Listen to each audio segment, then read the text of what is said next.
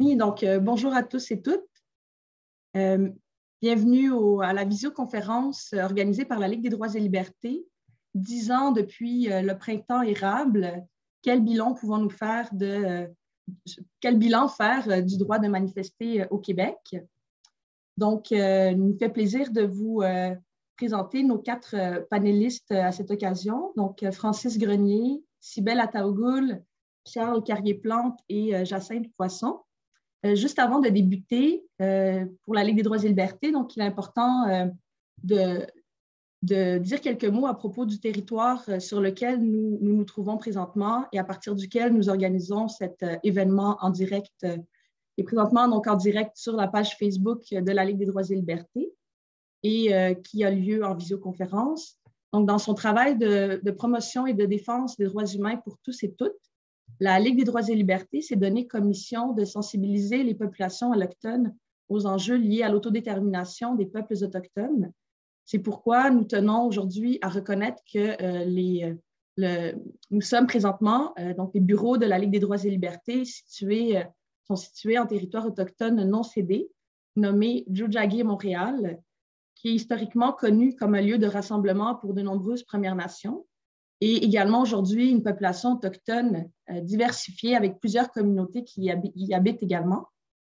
C'est donc dans le respect des liens avec le passé, le présent et l'avenir que nous reconnaissons les relations continues entre les populations autochtones et les autres communautés de Montréal. Donc, petite présentation de l'événement d'aujourd'hui. Alors,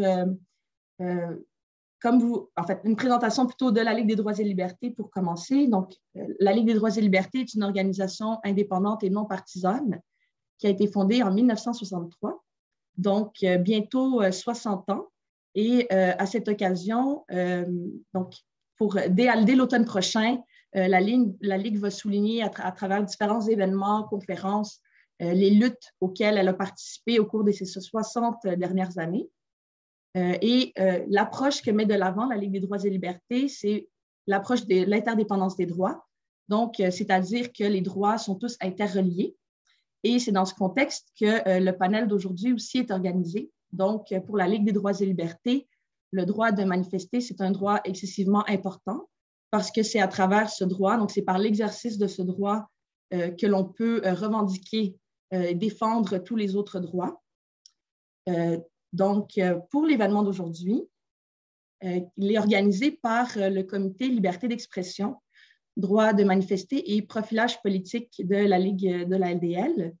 Et il y a des militantes et militants qui en sont partie, qui sont d'ailleurs dans le public aujourd'hui.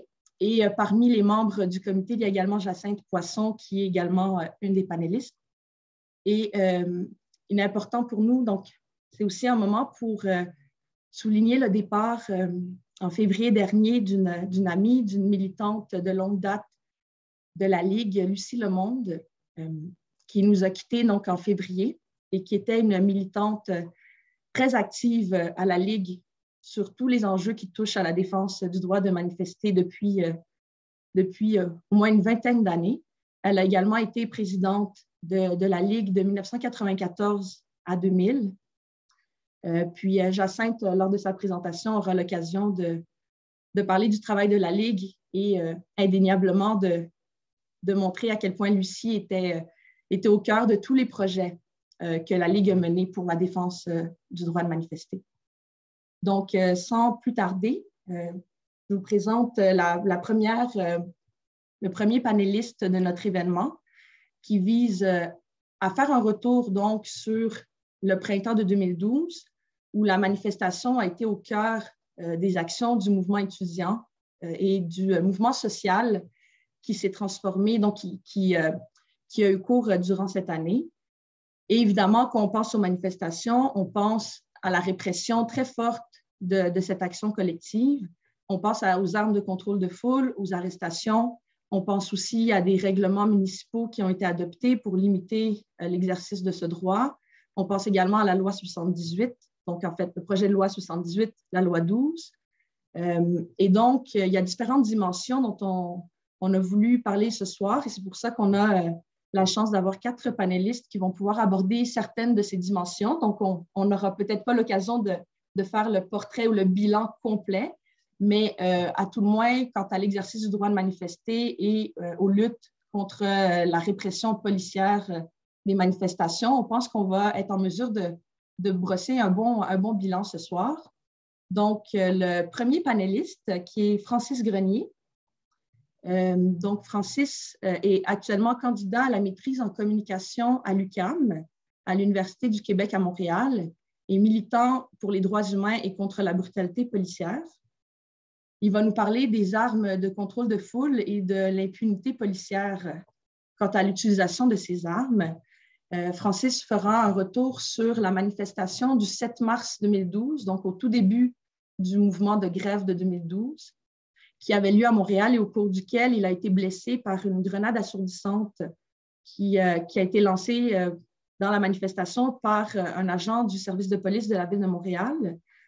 Il abordera également la poursuite aux civils qu'il a intentée contre le service de police et qui a culminé en 2017 par une décision de la Cour supérieure qui lui a donné gain de cause et qui a reconnu la responsabilité du SPVM dans sa blessure. Donc, Francis, à toi la parole. Bonjour, bonsoir. Donc, belle présentation pour vous dire que finalement, je suis venu vous parler de ces 10 dernières années. Depuis le 7 mars 2012, qu'est-ce qui s'est passé? Au 7 mars 2012, on était en pleine grève étudiante. C'était le début de la grève étudiante. Nous, à Saint-Jérôme, le Cégep avait voté la grève, je crois, une semaine et demie plus tôt. C'était ma deuxième manifestation. J'ai pris mon harmonica, j'ai été manifesté. On a été au Square Victoria, marché un peu. Finalement, une belle journée. Mais on s'en est décidé autrement. Il y a eu des RBBG qui ont été utilisés. À la deuxième salve, j'ai été blessé. Dans le fond, la RBBG, si je peux vous expliquer un peu c'est quoi, c'est visuellement, ça ressemble beaucoup à une grenade. Et c'est un corps rond en caoutchouc avec une tête et une goupille.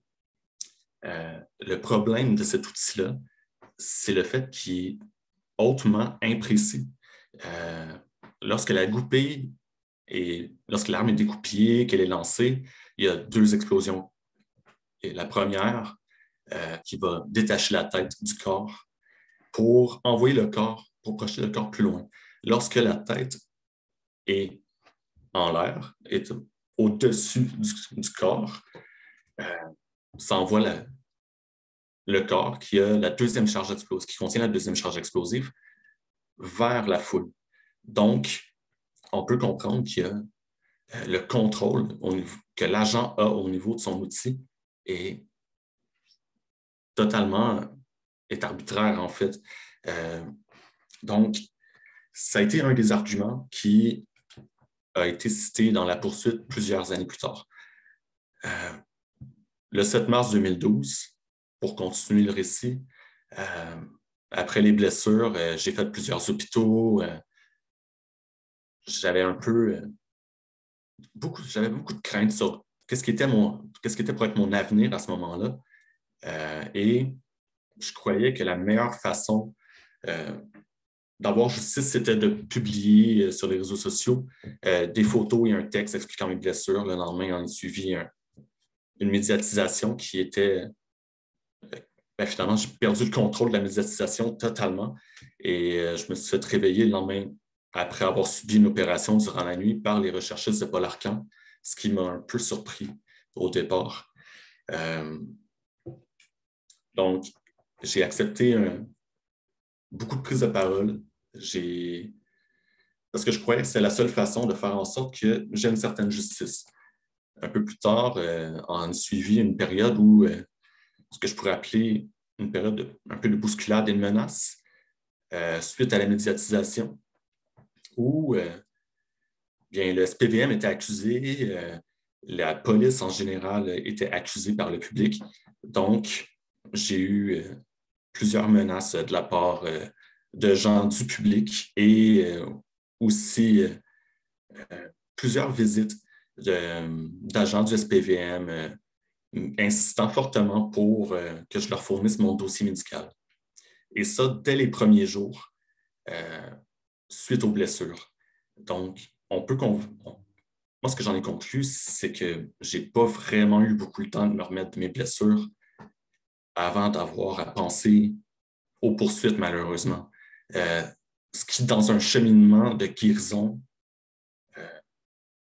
porte vraiment atteinte à une personne, je crois. Mais je crois que sur le coup, j'ai cru que c'était une nécessité. Et il s'est passé plusieurs choses suite à ça. On pense souvent que seulement aux blessures physiques, mais suite aux événements, j'ai aussi vécu le fait que mon père, qui lui avait subi une injustice au niveau du travail, était devenu fortement militant et m'avait offert de vendre la maison pour payer mes frais d'avocat finalement. Ce qui a causé des stress énormes. Par la suite, l'association étudiante a voté de prendre en charge mes frais de scolarité. Désolé, mes frais judiciaires. Je suis un peu trop habitué depuis les dernières années aux frais de scolarité. Mes frais judiciaires, donc ça a été un soulagement incroyable, mais il y avait encore la poursuite qui s'en venait finalement. Et une poursuite contre une institution comme l'SPVM, il faut en comprendre qu'on est un peu seul, on s'attaque à une institution qui est excessivement plus grosse que nous. Et ça a été la semaine la plus stressante de ma vie, où, au final, était la semaine pré-procès, au final. J'étais arrivé au procès, j'étais incroyablement grippé. Chose un peu ironique, mon avocat a eu une forte grippe. Après, il a eu de la difficulté à terminer son procès à cause de ça. Mais on a eu finalement gain de cause. Mais tout le long, c'est un stress énorme sur une personne qui vit cet événement-là. Pour le public, le 7 mars 2012, on peut regarder un peu Google Trend. Ça peut durer à peu près 2 semaines. Mais pour moi, la grève étudiante, c'est réellement terminé en 2018, lorsque j'ai eu gain de cause finalement. Et lorsque je me suis réapproprié mon histoire et que j'ai pu arrêter d'entendre le conditionnel. Parce que dans les médias, il y a toujours une règle. Il ne faut pas mentir au public. Et en tout cas, idéalement, il ne faut pas mentir au public. Je crois que ce n'est pas toujours respecté, mais c'est pour ça que le conditionnel est souvent utilisé pour parler des crimes. On ne sait pas si ça n'a pas été jugé encore, mais entendre parler de sa propre expérience au conditionnel, ça porte une forte violence. Donc, je dirais qu'aujourd'hui, le fait d'en parler, de se réapproprier sa propre histoire, c'est ce que je peux considérer comme un accomplissement. Je ne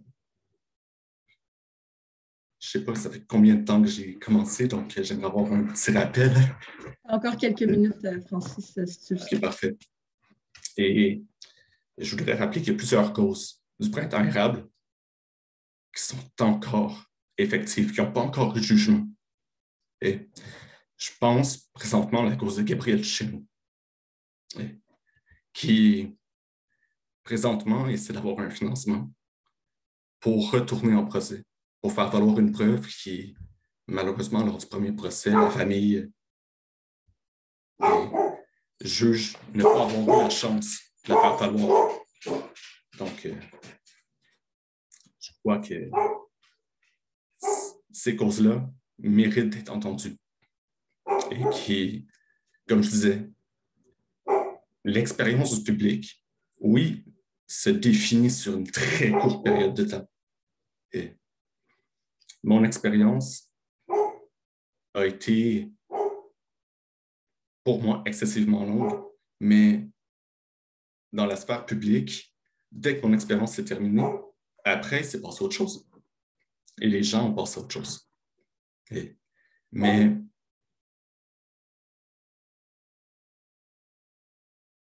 pour le reste, et pour ceux qui sont hors de ces causes-là, le temps n'est pas vécu de la même façon que pour les personnes qui sont à l'intérieur.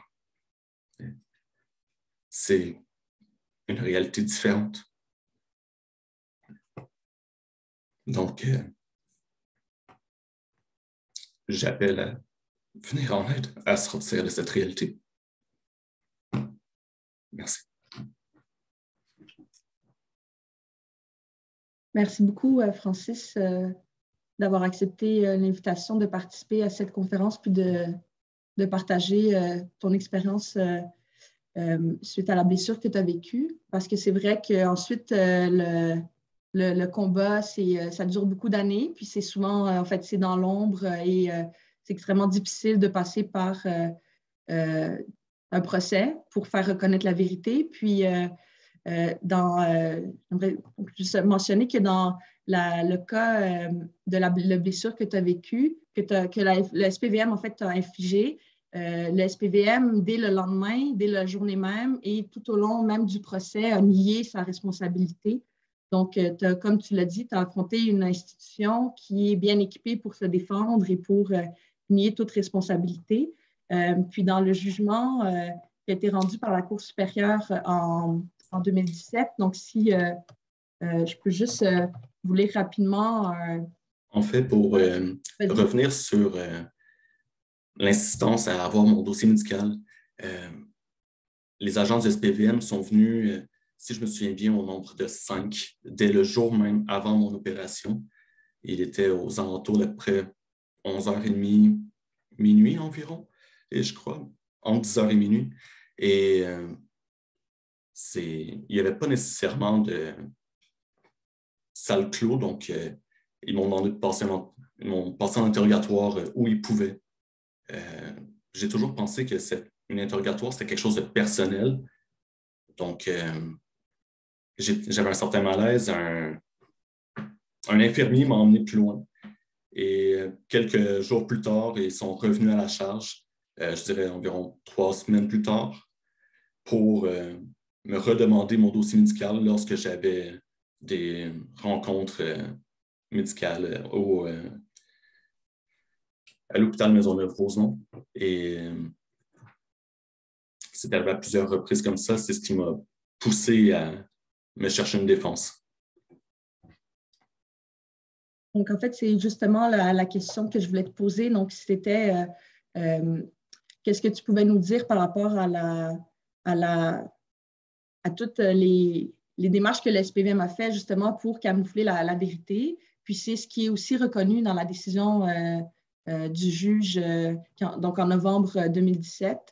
Ça a vraiment été en détail étayé toutes les manœuvres que le SPVM a mis tout au long des années pour se déresponsabiliser. Puis souvent, et là où j'en arrivais à ma question, c'est que souvent, les personnes qui vivent la brutalité policière, des abus policiers, on leur dit « va devant les tribunaux pour faire reconnaître ce que tu as vécu ». Puis par la suite, quand un juge, quand cette reconnaissance-là est obtenue des tribunaux, il n'y a pas de reconnaissance publique des institutions. Donc, je ne sais pas si tu aurais voulu un peu nous parler à ce jour, le SPVM n'a jamais reconnu publiquement, n'a jamais fait d'excuses. Je ne sais pas quelle valeur nécessairement peuvent avoir des excuses publiques, mais il n'y a jamais eu de reconnaissance publique. Donc, je veux savoir qu'est-ce que toi, t'en pensais de cette absence de reconnaissance publique. Après tout le combat que tu as mené, que tu as été tenu de mener devant les tribunaux. Je dirais que c'est quelque chose à quoi je m'attendais, mais pas nécessairement de cette façon-là. Effectivement, il n'y a pas eu de reconnaissance de déclaration ou disant comme quoi que l'outil qui m'avait blessé était pour cesser d'être utilisé. Pourtant, il y avait preuve comme quoi que finalement, ça avait fait une blessure grave à quelqu'un. Et suite au procès, on s'entend, mais toujours pas de déclaration. Mais si je peux me permettre, en 2011, un manifestant a subi des blessures sensibles, a subi des blessures à l'arcade sourcilière après avoir été frôlé, avoir passé près d'une RBBG. Donc, je crois qu'il faudrait penser un peu plus au futur qu'au présent. Les conséquences ne sont pas obligées d'arriver pour les enrayer. Mais donc, comme tu dis, c'est ça, c'est que la dangerosité de cette arme, elle était connue. Puis il y a quand même eu une utilisation massive en 2012 puis dans les années suivantes. C'est juste ma dernière question avant qu'on passe à la prochaine panéliste. Donc, on fera un petit échange après chaque panéliste, puis on aura une période d'environ 20 minutes à la toute fin pour prendre les questions dans le chat ou sur Facebook, ou si entre vous, vous avez des questions parmi les panélistes. Donc, juste mentionner donc, que la grenade assourdissante a été retirée de l'arsenal du SPVM suite à la décision de la Cour supérieure là, dans la poursuite que tu as menée. Puis ça, c'est quelque chose qui a été annoncé lors d'une séance publique de la Commission de la sécurité publique à laquelle tu avais participé et tu étais intervenu pour poser des questions au SPVM. Est-ce que tu voulais nous parler quelques instants de la lutte à mener pour les autres types d'armes? Donc là, les balles de plastique, les balles de caoutchouc. Tu avais revendiqué aussi le retrait de ce type d'armes de l'arsenal du SPVM et de tous les corps de police au Québec. Oui. La vélocité de ces armes-là, de ces projectiles-là, est hautement dangereuse. Et encore une fois, leur imprécision, on le voit justement genre, avec les documents justement de la Ligue des droits et libertés sortis dans les dernières années, que leur vélocité, à un point, à une distance où elle serait précise, bien, est trop dangereuse et au final, et qu'on peut causer des blessures. Et ça, c'est quelque chose qui est hautement banalisé et on le voit dans les agissements des services de police. Et justement, dans l'enquête qui a suivi, et mon cas, un haut gradé du service du SPVM a comparé la RBBG à une boîte de Kellogg et à l'avertissement sur la RBBG, disant que ça peut causer de multiples blessures et même la mort, à l'avertissement sur une boîte de Kellogg, littéralement. Et donc, ce que j'appelle, c'est il y a une banalisation au niveau de la réglementation aussi de ces armes-là au fil des ans. Et on voit que l'arsenal policier, en étant banalisé, puis, bien, a des conséquences qui peuvent être hautement graves sur des vies individuelles, au final, et aussi sur la liberté d'expression. Et si on multiplie au niveau collectif, personnellement, j'ai très rarement été manifesté depuis le 7 mars 2012. Et c'est pas parce que j'aimerais pas ça. Comme tu dis, les conséquences, elles sont présentes pendant beaucoup d'années sur collectives et individuelles. Puis, il y a des personnes qui ont été blessées aussi en 2012 par justement les projectiles dont parle Francis, les armes, les AIP, armes intermédiaires d'impact à projectiles, donc balles de plastique, balles de caoutchouc, qui sont encore dans l'arsenal des corps de police au Québec. Donc, dans les luttes à poursuivre, c'est définitivement d'obtenir le retrait de ces armes-là. Merci, Francis. Donc, la prochaine panéliste, la deuxième panéliste est Cybèle Ataogoul. Elle est avocate et membre du barreau depuis 2004. Elle œuvre en droit du travail ainsi qu'en matière de droits et libertés. Cybèle a contesté avec succès devant les tribunaux la constitutionnalité des amendements au règlement P6 qui ont eu cours en 2012, donc elle pourra nous en parler, ainsi que la constitutionnalité de l'article 500.1 du Code de la sécurité routière. Elle a aussi représenté plusieurs associations étudiantes lors du printemps 2012, ainsi que Gabrielle Nadeau-Dubois dans son recours devant la Cour suprême. Et elle est membre cofondatrice de l'Association des juristes progressistes. Donc, Cybèle va nous parler aujourd'hui des avancées pour le droit de manifester devant les tribunaux. parce que les contestations de la constitutionnalité de plusieurs outils qui avaient pour but de limiter le droit de manifester ont mené à des décisions quand même très intéressantes quant à la défense de ce droit. Donc, Cybèle, je te cède la parole. Merci beaucoup, Linda. Merci beaucoup, Francis, pour ton témoignage. Je peux difficilement imaginer ce que tu as vécu dans les dernières années et que tu continues à vivre, tout comme d'ailleurs d'autres manifestantes et manifestants.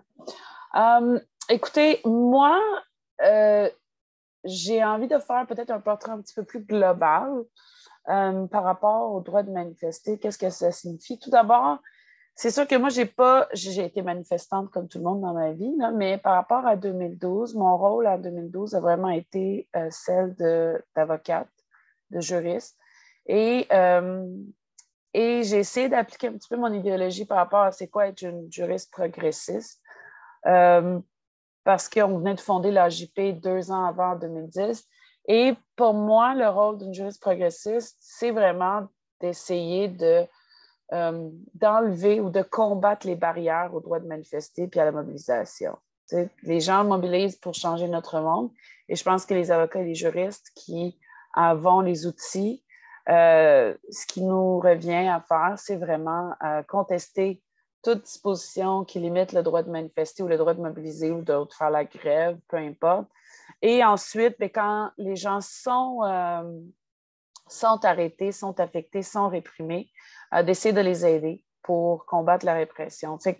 C'est ça le rôle que moi et d'autres juristes avons tenté de jouer, tant bien que mal, en 2012 et jusqu'à maintenant.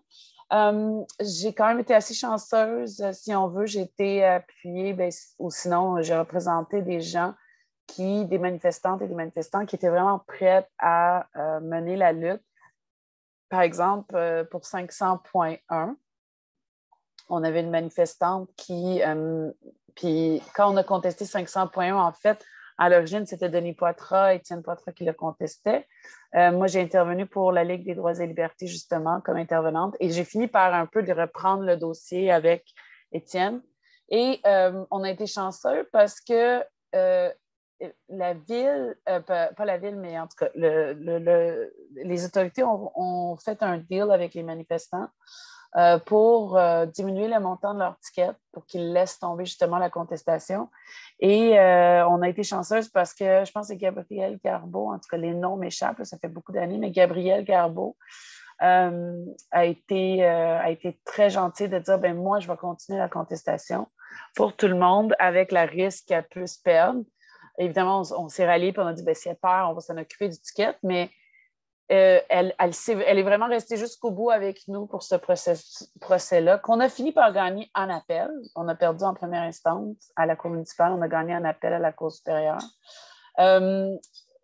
P6, même chose. Je veux dire, la contestation de P6, évidemment, c'est grâce à des manifestants qui ont décidé de mener à terme la lutte et la victoire qu'on a eue sur P6 également.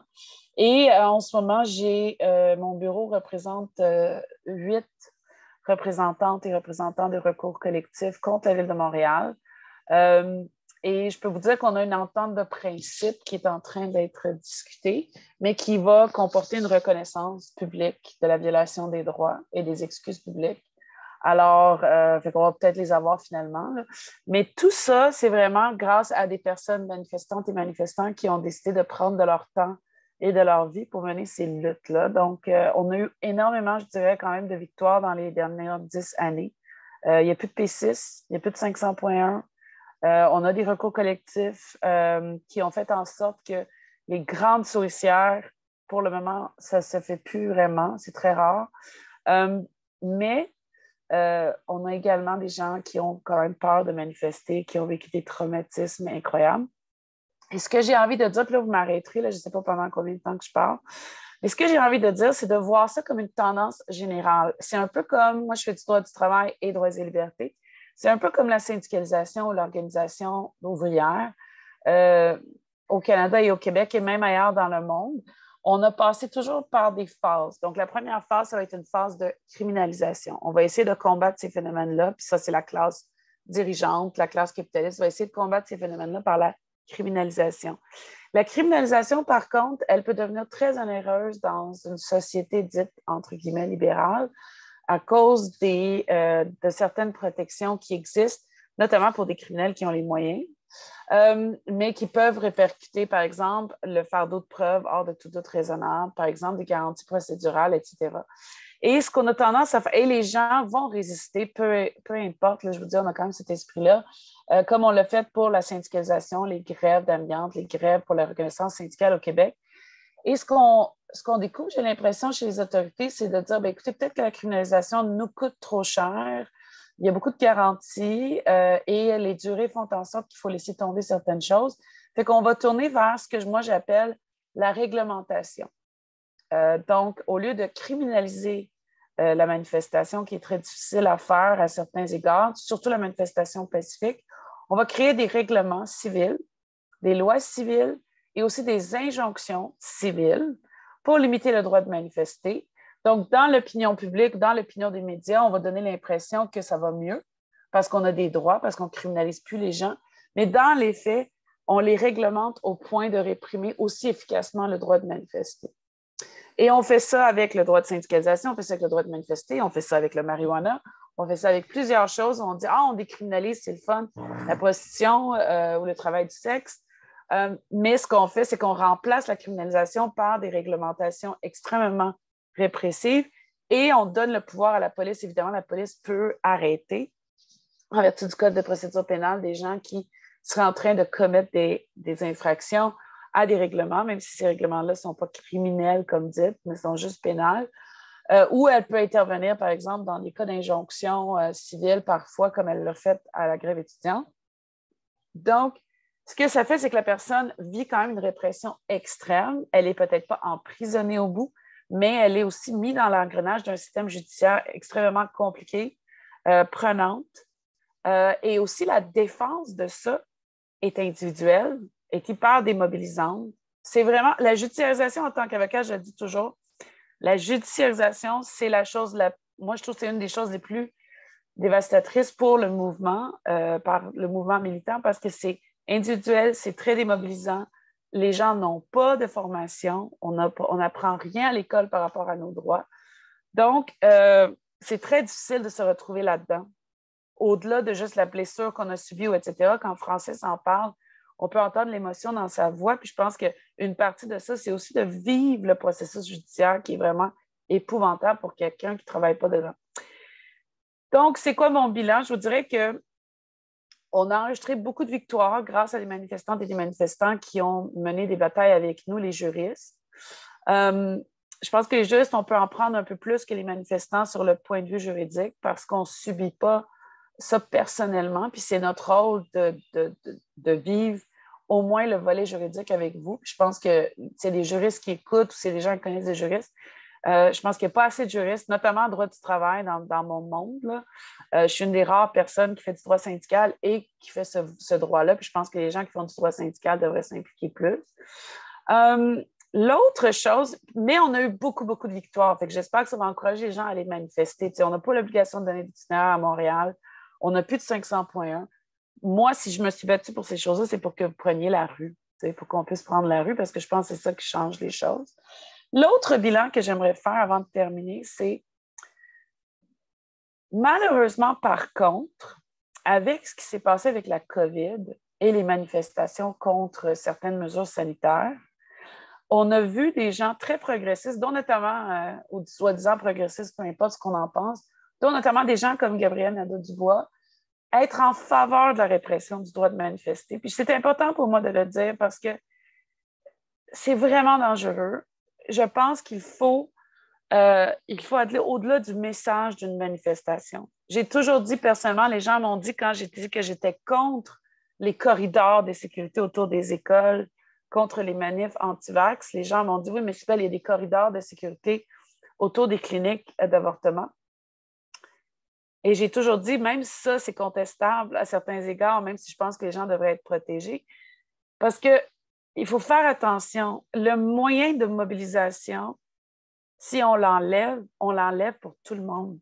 Si on leur laisse créer des précédents parce qu'on n'aime pas les anti-vax, parce qu'on n'aime pas le convoi de la liberté, parce qu'on n'aime pas le message, bien, ces précédents-là vont servir contre nous aussi.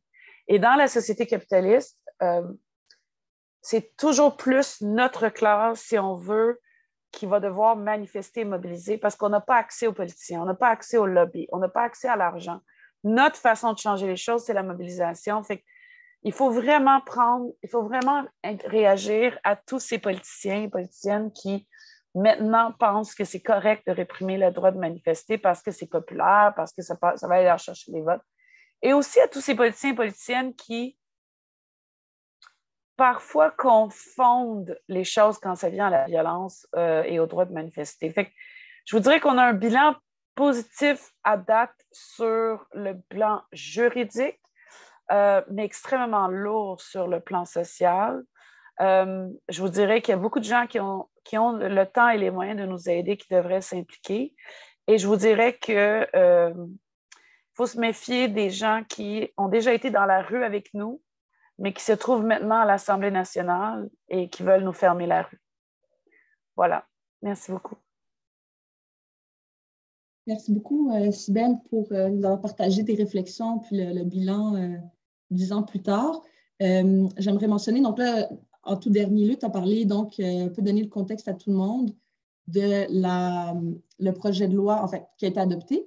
Très rapidement, même les débats ont été très courts, là, la loi 105 qui limite l'exercice du droit de manifester dans un périmètre là, autour de certains établissements publics. Donc, la Ligue des droits et libertés s'était opposée à cette loi. Je disais projet de loi, mais ça a été adopté tellement rapidement. Les débats parlementaires ont été excessivement rapides. Puis, on a eu l'occasion de faire un Facebook Live avec toi, Cybèle, il y a quelques mois pour discuter de ces enjeux. Donc, on pourra vous les transmettre à la fin. Suite à l'événement, on pourra vous transmettre plusieurs liens d'information dans un courriel par la suite. Juste mentionner, donc, le 18 mai, donc demain, ça va faire 10 ans, jour pour jour, de l'adoption puis c'est aussi la symbolique. Cette semaine a été choisie pour cette raison symbolique par le comité de la Ligue. Donc, le 18 mai, la journée où le projet de loi 78, devenu la loi 12, a été adopté, qui entravait, qui mettait fin à la session pour reprendre à l'automne et donc qui tentait de couper court à la grève étudiante et qui limitait aussi l'exercice du droit de manifester. Il y a aussi donc P6, les amendements dont Cybèle a parlé, l'interdiction de porter un masque à Montréal, puis l'obligation de fournir le lieu et l'itinéraire qui a été adopté aussi le 18 mai. Puis à Québec également, donc en juin, le 20 ou le 22, mais je suis sûre qu'il y a des personnes qui pourront nous l'écrire dans le chat pour qu'on ait la bonne date. Le 20 et 22 juin, la Ville de Québec aussi a suivi dans la foulée donc, de cette judiciarisation, a aussi adopté des dispositions réglementaires dans son règlement sur la loi et le bon ordre pour limiter le droit de manifester. Et dans les deux cas, Montréal et Québec, ça a été déclaré inconstitutionnel. Et je profiterai juste de l'occasion pour dire qu'à Québec, en ce moment, il y a une mobilisation de plusieurs groupes, dont la Ligue des droits et libertés, section de Québec, pour que la Ville de Québec retire les dispositions jugées inconstitutionnelles de son texte, parce que c'est un peu ça. Il y a donc des règlements qui sont déclarés invalides par les tribunaux, mais ils demeurent encore dans les textes qui sont disponibles à la population sur Internet. Donc, les personnes qui pourraient aller regarder qu'est-ce qui est applicable en ce moment, mais c'est encore inscrit. Donc, il y a des revendications à Québec pour abroger ces dispositions. À Montréal, il y a eu l'abrogation complète du règlement P6, qui est un règlement dont la première mouture date de 1969. Donc, la lutte devant les tribunaux a donné au niveau de la constitutionnalité de ces outils-là, a donné de très bons résultats. Mais j'aimerais ça te demander, Cybèle, en tant que juriste progressiste, donc, on voit qu'à la fois le droit, c'est une arme qui est utilisée contre les mouvements sociaux pour limiter les moyens d'action, pour judiciariser aussi donc, ces moyens d'action et les personnes qui les emploient. Et en même temps, ça peut aussi être un outil pour défendre des droits. Donc, quelles limites tu vois au recours? Grosse question, mais quelles limites, en tant que juriste progressiste, tu vois à l'utilisation du droit ou quelle place par rapport à toutes les mobilisations, là, le droit peut prendre pour défendre l'exercice de nos droits? Personnellement, c'est difficile de dire quel est le rôle en général que ça doit jouer dans une stratégie générale parce que souvent, le droit est vraiment là en réaction à des choses. C'est rare qu'on va se planifier dans une année à venir, voici notre mobilisation, puis le volet juridique. Et je ne l'encourage pas, en fait, parce que je pense que le droit est vraiment pas un outil, puis avec beaucoup d'égards, c'est ma profession, mais je pense que c'est quand même un outil de la classe dirigeante. Je pense que l'organisation juridique et le système juridique n'est pas organisé, n'est pas conçu, en général du moins, là, les tribunaux administratifs, il y a quand même des éléments progressistes là-dedans, mais en général, ce n'est pas nécessairement conçu pour la protection de la population. Et je pense que même notre système constitutionnel, oui, on a des chartes de droits et libertés, mais les lois et les règlements demeurent en place tant et aussi longtemps qu'elles ne sont pas contestées par quelqu'un qui a subi leur application ou par quelqu'un qui a l'argent et les moyens d'aller en cour supérieure en jugement déclaratoire, ce qui est vraiment, à moins d'être un organisme comme un syndicat ou une compagnie, c'est très difficile à faire. Fait que, moi, je pense que le juridique, ça devrait vraiment pas être quelque chose qui est principal dans les considérations des mouvements. Et je pense que c'est bizarre, mais je vous dirais que même la Cour suprême le reconnaît dans des arrêts comme Saskatchewan et Health Services sur la négociation collective. Le fait que les gens ont résisté des lois et des règlements répressifs peut même être un indice que l'activité qui est faite, en autant qu'elle est pacifique, il y a d'autres critères, est une activité qui devrait être protégée par les chartes. Fait que je pense que ce qui va arriver avec le droit, c'est vraiment un outil quand on est en réaction pour défendre, pour protéger les gens.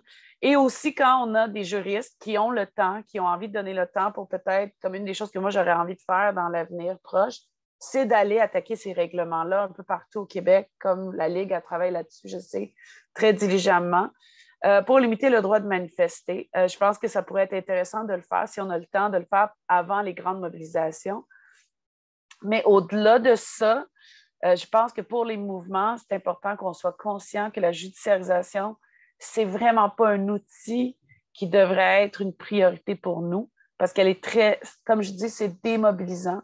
Je donne tout le temps l'exemple pour terminer des griefs en droit du travail versus la grève. Depuis une soixantaine d'années au Québec, on a un système où pendant la vie d'une convention collective dans une usine, on ne peut pas faire la grève. Fait que disons que le boss me met dehors, mes collègues ne peuvent pas faire la grève pour me faire réintégrer.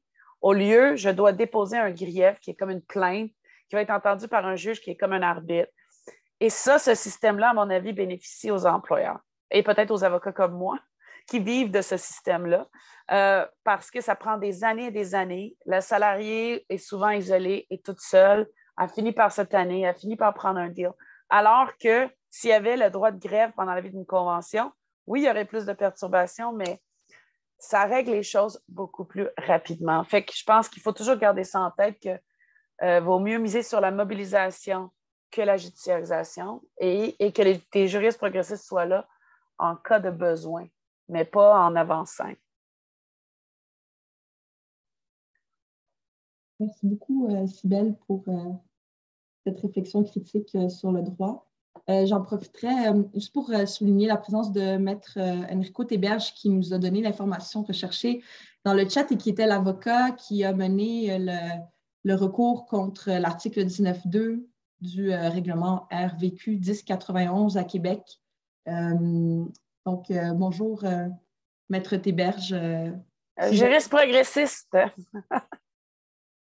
Si jamais vous auriez voulu dire quelques mots, faites-moi signe dans le chat, peut-être dans la période d'échange. Donc, notre prochain panéliste, donc Charles Carrier-Plante. Bonsoir. Allô, Charles? Donc, Charles, présentement, puis là, je vais juste réouvrir ma fenêtre qui te présentait, que j'ai perdue. Oui, donc Charles est présentement enseignant en sociologie au Cégep du Vieux-Montréal et au Collège de Maisonneuve.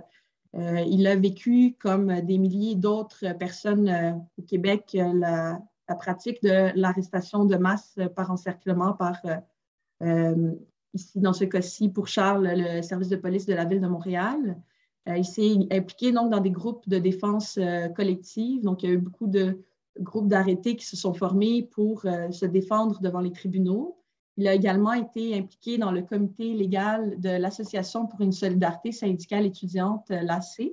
Puis j'avais le plaisir de m'impliquer avec Charles au sein de ce comité à la suite de 2012.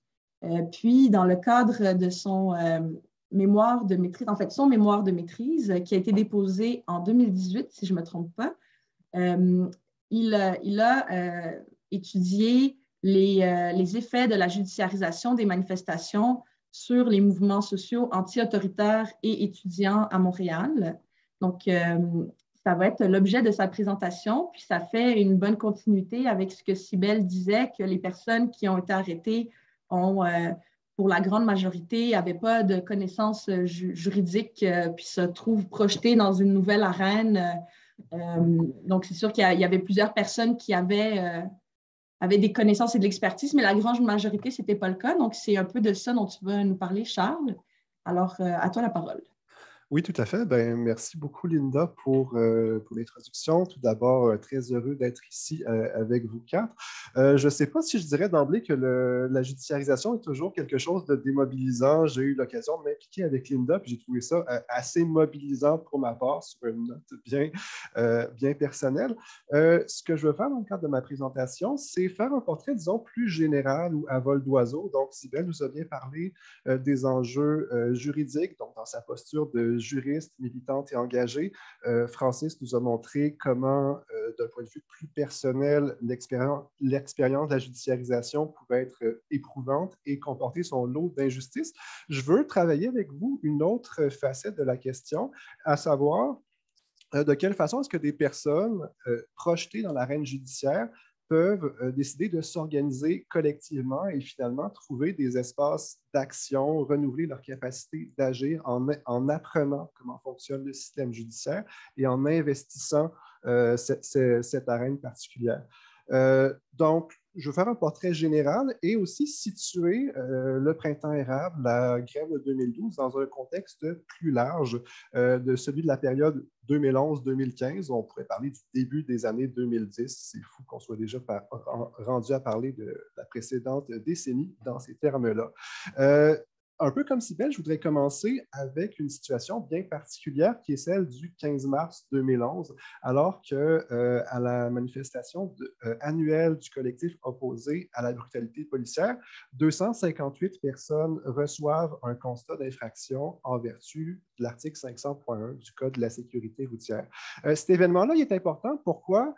Pas parce qu'il y avait une première à Montréal à ce moment-là au niveau des arrestations de masse. Il y en avait eu beaucoup dans le passé en vertu du Code criminel qui avait beaucoup touché le mouvement altermondialiste. Mais c'est une première parce qu'on utilisait, comme Cybèle l'a mentionné, un article réglementaire pour donner un constat d'infraction assez salé à un grand groupe de personnes.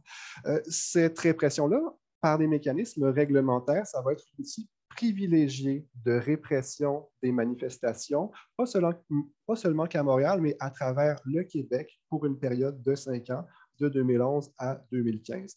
Ça va donner leur tonalité particulière aux manifestations de la période.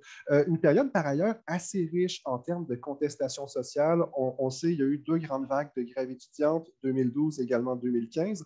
À Montréal, où il y a une scène anti-autoritaire assez riche, assez dynamique, il y avait aussi les manifestations annuelles du collectif opposé à la brutalité policière, du 1er mai anticapitaliste.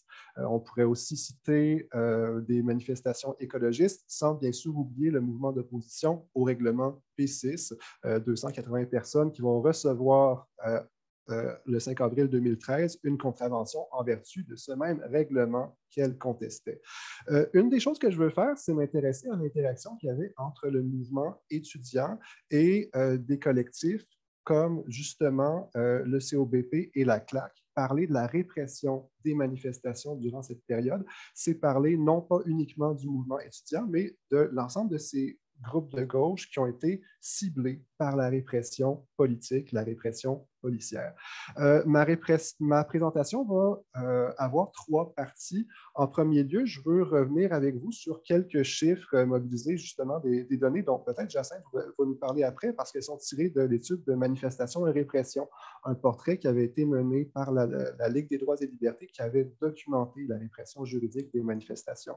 Donc, après avoir brossé ce portrait statistique-là, je veux m'intéresser à la manière dont les militants, les militantes se sont organisés face à la répression judiciaire à partir de 2 types d'organisations. En premier lieu, les groupes d'arrêtés, donc les groupes que les personnes avaient tendance à former lorsqu'elles se faisaient arrêter. Et en deuxième lieu, différents groupes de soutien. Linda a mentionné le comité légal de l'AC tout à l'heure, où nous avons milité tous les deux. On pourrait parler de la clinique outrage au tribunal, de la CLAC, du COBP. Donc, tout un écosystème d'organisations qui ont collaboré pour assurer, disons, une certaine résistance à cette judiciarisation des mouvements sociaux. Quelques chiffres pour commencer, puis je ne veux pas trop vous étourdir avec les statistiques, mais dans la période 2011-2015, et excusez-moi, je vais projeter mon écran. Dans la période 2011-2015, on voit au Québec la distribution de 7100 infractions pénales, donc criminelles et réglementaires comprises, sur une période de 5 ans. Il y a 3600 de ces infractions qui sont décernées pendant la grève de 2012, environ 1 sur 2. Ce qu'on voit sur le graphique ici, c'est que la judiciarisation des manifestations, la répression par le droit, elle se prolonge pendant toute la période de 5 ans. Oui, elle est plus intense en 2012 que pendant les autres années, mais il y a quand même une continuité dans le temps, vraiment une période particulière. On voit aussi une distinction très nette entre la région de Montréal et le reste du Québec, puisqu'en 2012, on a des constats d'infraction qui sont donnés en dehors de Montréal. Je reprends, en dehors de Montréal, les constats d'infraction sont surtout décernés en 2012 et en 2015 pendant les périodes de grève étudiante, alors qu'à Montréal, c'est quelque chose qui va se prolonger à chacune des années parce que la ville, justement, compte une scène anti-autoritaire dynamique. L'essentiel des constats d'infraction qui sont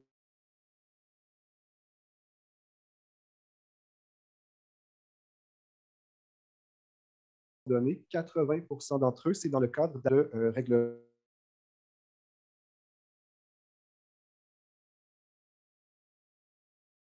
de 2000. Là,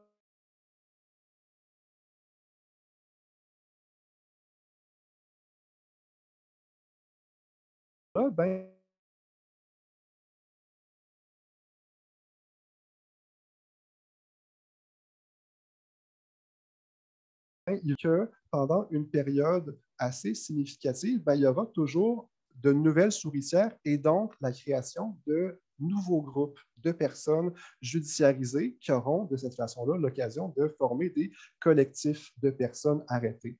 Ce que montre le graphique ici aussi, c'est que quand on considère les arrestations de masse, oui, il y a les arrestations qui visent le mouvement étudiant, mais également de façon continue dans le temps, des encerclements qui ciblent les mouvements anti-autoritaires, principalement le collectif opposé à la brutalité policière et la convergence des luttes anticapitalistes dans leurs manifestations annuelles.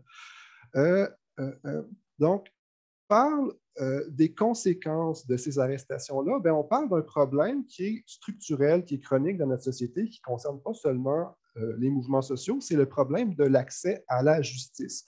Et on sait, les griefs contre le système judiciaire sont assez connus. On peut parler d'un système qui est intimidant, qui a un langage codé, qui n'est pas accessible aux profanes, qui a une procédure opaque. Se préparer à gérer sa cause devant les tribunaux, c'est chronophage, c'est éprouvant, il y a des délais interminables, il faut recourir souvent aux avocates et aux avocats, et si on le fait, il y a des frais qui peuvent être assez significatifs. Les outils de la classe dirigeante, disait une précédente panéliste, je la suivrai peut-être à ce niveau-là. Et l'ensemble de ces barrières-là qui constituent le système judiciaire, c'est ce à quoi vont s'attaquer les militantes et militants. Comment? En s'organisant collectivement. Puisque, en voulant réprimer le plus grand nombre de personnes possible dans le cadre des manifestations, les forces policières ont finalement, sans le vouloir, fait un cadeau aux manifestants. Ce cadeau-là, c'est qu'elles leur ont permis d'être ensemble. Elles ont facilité leur regroupement et, ce faisant, elles ont facilité leur capacité d'organisation.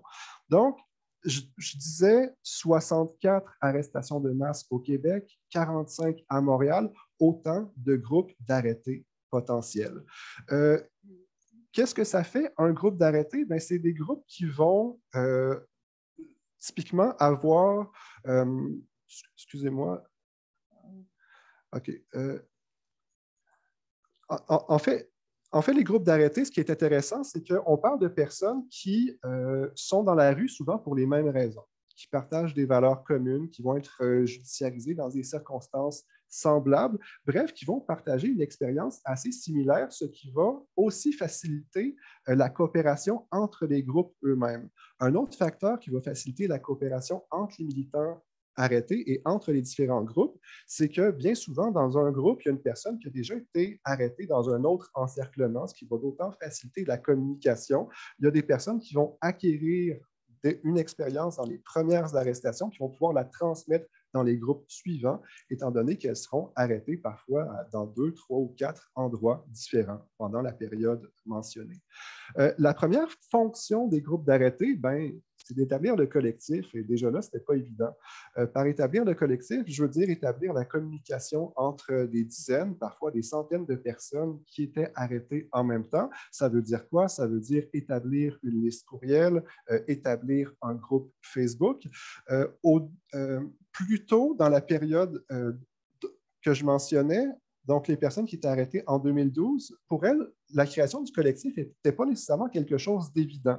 D'abord parce qu'il y avait moins d'expérience des luttes passées, ensuite parce que c'était des conditions de détention qui étaient plus pénibles. Quand on a des tie-wraps, on ne peut pas constituer une liste courriel, bien simplement. Donc, les groupes qui ont été formés plus tôt, par exemple en 2012, étaient moins susceptibles d'être structurés dès le début.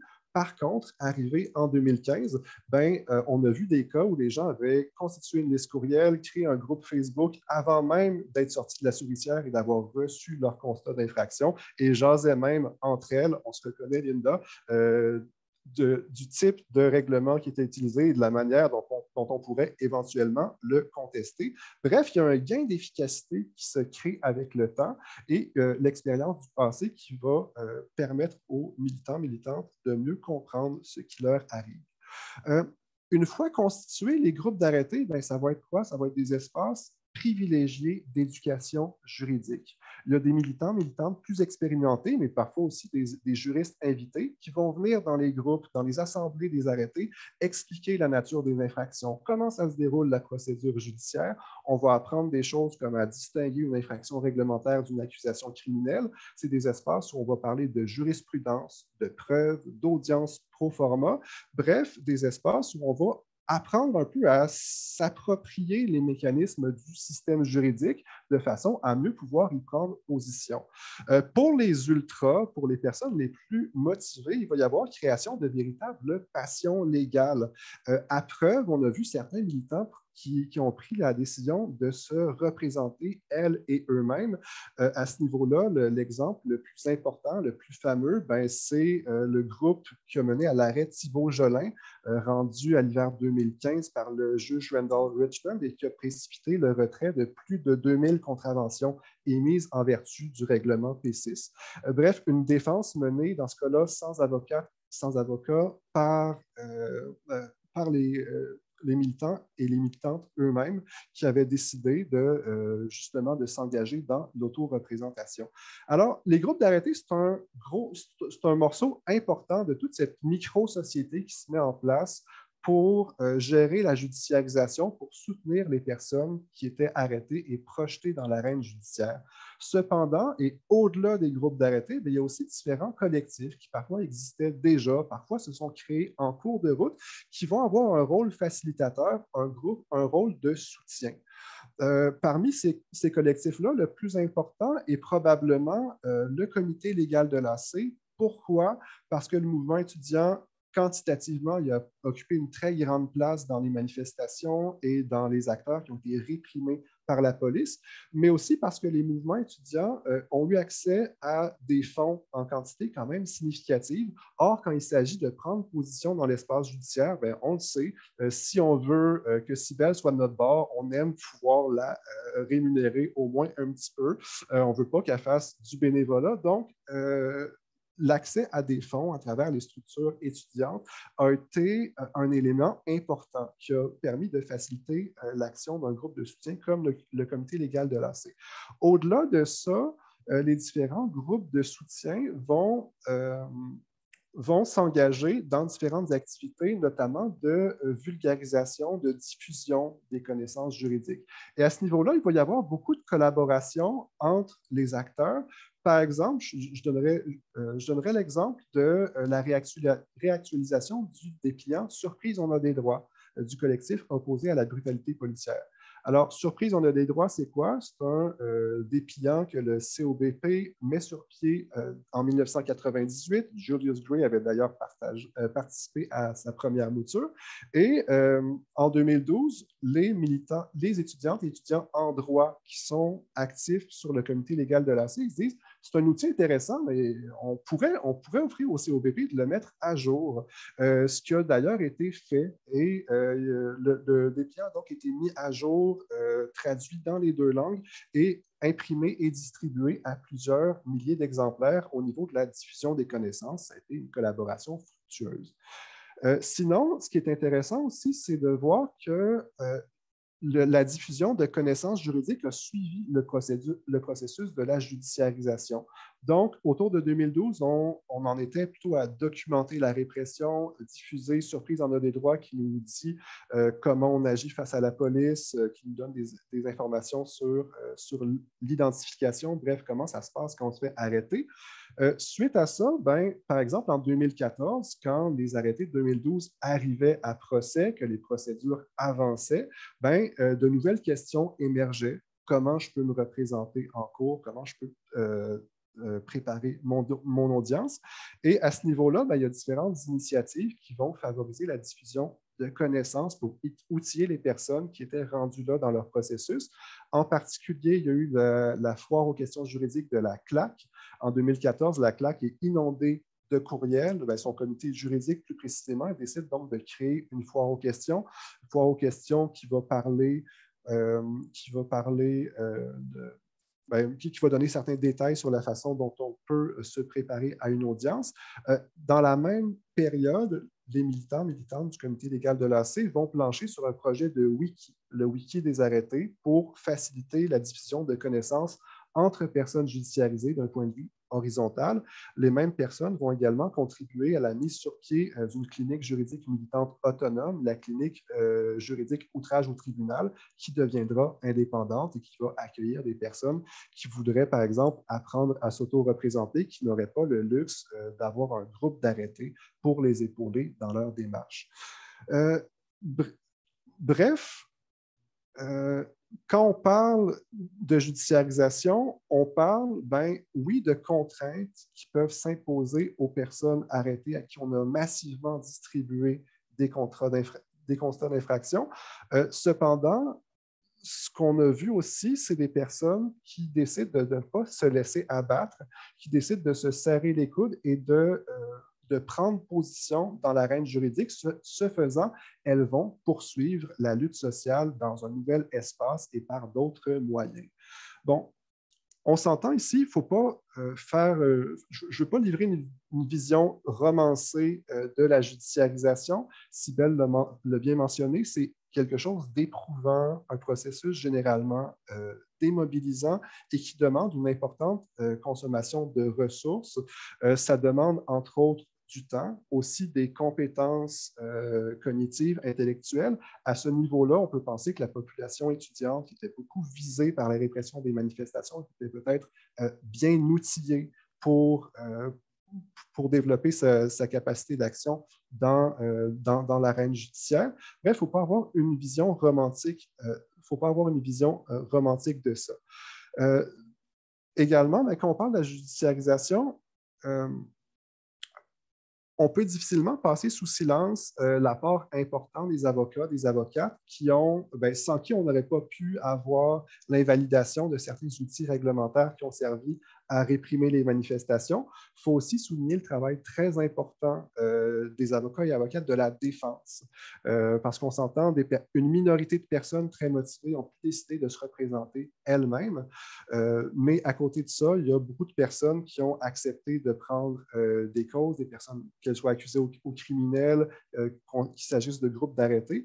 Bref, ces avocates et ces avocats-là, je leur lève mon chapeau. Cependant, l'histoire que j'ai voulu raconter est une histoire différente, une histoire dont les avocats et les avocates ne sont pas les héros, puisque les personnes qui étaient visées par la répression ont aussi pu développer leur capacité d'agir dans ce contexte-là.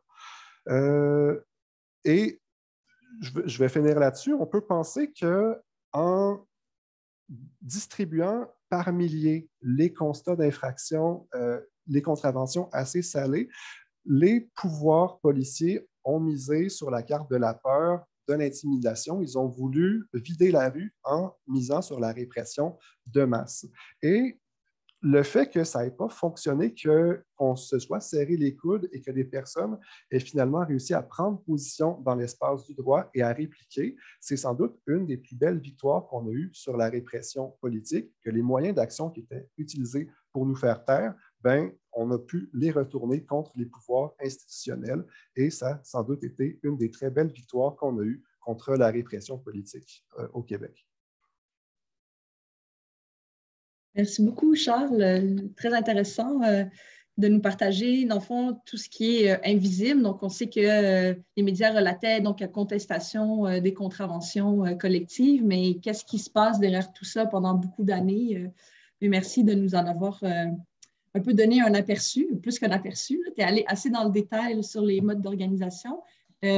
Juste aussi, donc, souligner, comme tu disais, qu'il y a eu beaucoup de groupes, là on parle par exemple de Montréal, de groupes de personnes qui s'organisaient entre elles, auto-représentées. Et il y avait des groupes qui étaient représentés par des avocates militantes. Puis dans plusieurs cas aussi, il y avait des avocats qui partageaient des requêtes en arrêt des procédures en raison des conditions de détention et qui partageaient aussi leurs connaissances et leur expertise et qui c'était utilisé par les personnes qui s'auto-représentaient et ça a donné lieu à plusieurs, des fois, arrêts de procédure, de procès qui ont pu ne pas avoir lieu grâce à ces outils-là. Puis également, j'aurais aimé ça te demander pour ce que ta recherche ou ton expérience plus personnelle t'a montré sur la mémoire collective ou comment est-ce qu'on a les outils de transmettre de lutte en lutte ces outils-là de défense pour ne pas toujours recommencer un peu à zéro. Donc, je ne sais pas si tu avais des réflexions à cet égard-là. Grosse question, mais qu'est-ce que tu as pu constater? Je vais prendre la dernière partie de la question. C'est sûr qu'il y a des vases communicants avec les luttes du passé. Puis, Cybèle le mentionnait au début de sa présentation. Auparavant, il y avait des arrestations de masse qui étaient faites au niveau criminel. Les personnes judiciarisées, les militants du mouvement altermondialiste de l'époque se sont auto-organisés face aux accusations qui leur étaient faites, mais également avec le concours de plusieurs avocats de la défense. Et le fait de contester la judiciarisation a fini par décourager les pouvoirs institutionnels dans leur tentative de répression. Ils se sont rendus compte que la procédure qui était employée était finalement trop lourde pour le système lui-même. Puis, il y a des histoires qui m'ont été racontées. Par exemple, les gens du 5 avril 2013, quand ils se sont présentés à leur pro-forma, ils ont fait une manif dans la cour municipale, ils ont dérangé la cour municipale en allant à 300 chercher leur dossier de preuves dans un environnement qui n'est pas physiquement adapté pour recevoir toutes ces personnes. On nous racontait l'histoire des gens du pont Champlain. Apparemment, les dossiers de preuves tombaient, tout foutait le camp dans la cour municipale de Longueuil. Donc, il y a aussi quelque chose du système judiciaire qui n'est pas fait pour réprimer des masses de personnes de cette façon-là. Puis il y avait carrément un défi d'infrastructure. On peut aussi penser que ces procès-là, pour les procureurs, ça représente une somme de travail importante. Ce n'est pas quelque chose qu'ils aiment plaider en général, mais quand ces procès-là se multiplient, peut-être qu'on est bien content finalement que le juge Randall Richmond invalide d'un jugement les procédures qui sont mises de l'avant. Donc, clairement que le fait de contester les contraventions a mis le système face à ces contradictions et dans ce cas-là, ça a pu jouer pour nous. C'est super intéressant. Là, à cet égard-là, il y a Richard qui écrit dans le chat à propos du 1er mai 2015. Donc, c'est un groupe d'arrêtés en vertu du règlement P6 lors de la manifestation annuelle anticapitaliste de la CLAC. Puis, j'ai eu l'occasion, donc là, je sais à quoi Richard fait référence, que je vais pouvoir peut-être partager en quelques instants ce dont il est question. Donc, c'est un groupe d'arrêtés de, je dirais, peut-être une trentaine de personnes qui s'auto-représentaient. Puis, il y a différentes audiences avant le début du procès à la cour municipale, dans une petite salle. Puis, avec brio, les personnes qui s'auto-représentaient ont pu faire valoir que, mais il y a comme tu le dis, Charles, il y a une tension entre si on sépare les gens pour faire plusieurs procès pour assurer que chaque personne qui s'auto-représente puisse être entendue, avoir une place à l'avant dans la place des personnes qui se défendent et tout ça. Mais là, on risque d'avoir des jugements contradictoires. Alors là, il y a des décisions des tribunaux qui disent qu'il faut faire attention pour un même événement avec des jugements contradictoires. Et en même temps, si tout le monde reste ensemble dans la même salle, bien, comme tu dis, l'infrastructure n'est pas faite pour judiciariser même 30 personnes. Alors, on n'oserait même pas penser 300 personnes dans des souricières.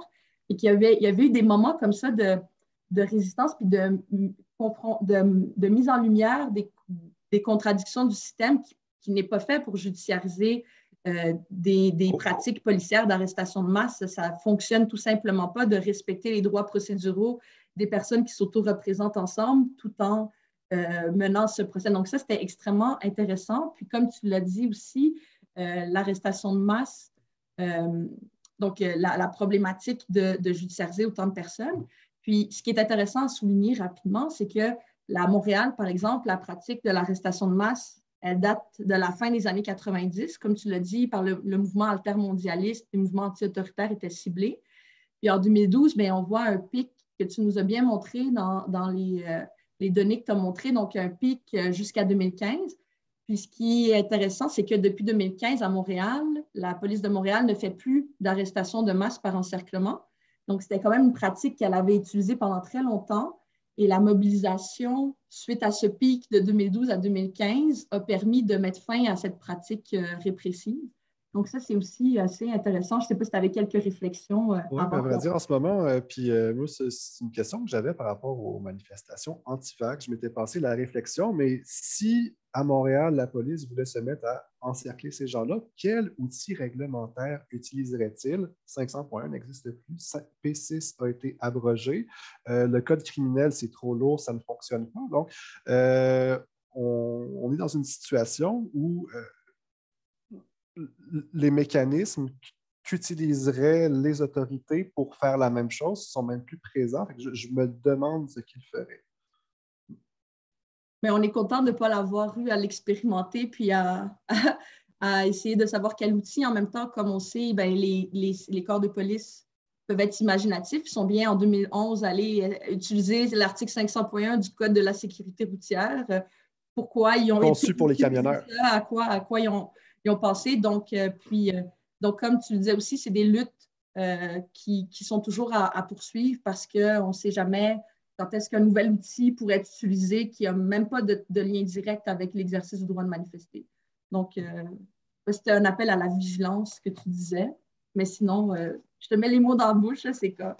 Donc, un appel aussi à la vigilance parce que des nouveaux outils, ça peut être créé en un claquement de doigts par des gouvernements, on l'a bien vu en 2012. Puis, les corps de police n'empêchent pas des fois d'utiliser des dispositions un peu surprenantes.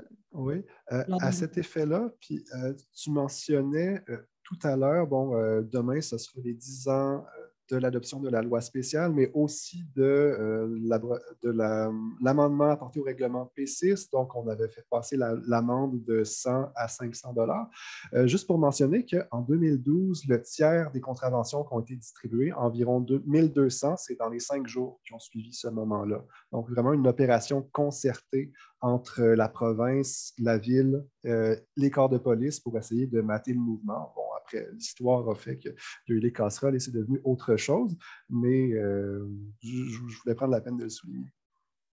Oui, merci beaucoup, Charles. Merci pour tes réflexions, ta présentation et ton mémoire de maîtrise. Très intéressant. Notre dernière panéliste, Jacinthe Poisson. Donc, Jacinthe, je te présente brièvement. Jacinthe est juriste et elle coordonne le projet Le droit de manifester au Québec, les règlements municipaux sous la loupe de la Ligue. Elle est membre du conseil d'administration et elle est impliquée dans plusieurs comités de la Ligue, dont celui sur la liberté d'expression, le droit de manifester et le profilage politique. Pour sa présentation, Jacinthe va nous parler des actions de la Ligue des droits et libertés pour la défense du droit de manifester. Et c'est des actions qui sont toujours menées en solidarité avec les luttes des mouvements sociaux. Puis la Ligue n'hésite jamais à dénoncer les violations de droits, puis à défendre le droit de manifester dans l'espace public. Donc, à toi, Jacinthe, pour ta petite présentation. Merci Linda, merci aux autres panélistes. Je trouve que c'est une occasion en or de revenir sur une décennie d'action. Ça m'a permis de revenir en arrière puis de voir les défis, les victoires, tout ce qui a été traversé par plusieurs d'entre nous. Les actions de la Ligue pour défendre le droit de manifester ne datent pas de 2012. Donc, pour commencer, un petit clin d'œil vers le passé, parce que déjà dans les années 60, à la création de la Ligue, c'était une période d'ébullition sociale, politique, accompagnée de fortes répressions policières, où la Ligue a été très active. Là, je trouve ça intéressant de remonter à mon histoire. Le samedi de la matraque, en 1964, la visite de la reine au Québec a été forte. Les manifestations ont été fortement réprimées par la police. Et déjà, là, en 1964, la Ligue demandait une enquête publique sur cet événement, le samedi de la matraque. Ensuite, comme on l'a dit, en 1969, l'adoption de l'ancêtre du règlement de P6 qui permettait entre autres d'interdire toute manifestation pendant une certaine période de temps. La Ligue s'est fortement opposée dès l'adoption du règlement. Ensuite, se sont succédés là, une série de sommets internationaux. La Ligue est intervenue pour en nommer quelques-uns. Le Sommet des Amériques en 2001, dont beaucoup d'entre nous ont entendu parler ou étaient présents. La Ligue a organisé une équipe d'observation autant des manifestations que des lieux de détention de la prison d'Orsainville. Des manifestants détenus a publié un rapport sur l'observation qui a été menée durant le Sommet des Amériques. On vous a préparé là, une liste de références qu'on vous enverra par la suite à la suite de l'atelier, parce que je vais parler de beaucoup de rapports différents aujourd'hui. Puis ils se retrouvent sur le site de la Ligue, mais on va vous les rassembler dans un seul lieu, dans un seul courriel. Sinon, un clin d'œil aussi au G20 de Toronto en 2010, donc avant le printemps étudiant, où il y a eu plus de 1100 personnes qui ont été arrêtées dans des arrestations massives, principalement durant les manifestations du sommet du G20. Une centaine de Québécois. La Ligue s'est mobilisée et a déposé un rapport devant la Commission interaméricaine des droits de l'homme à cette époque-là. Donc, la Ligue a toqué à plusieurs portes au niveau international, a alerté plusieurs instances internationales au fil des années, que ce soit le Comité contre la torture, le Comité des droits de l'homme.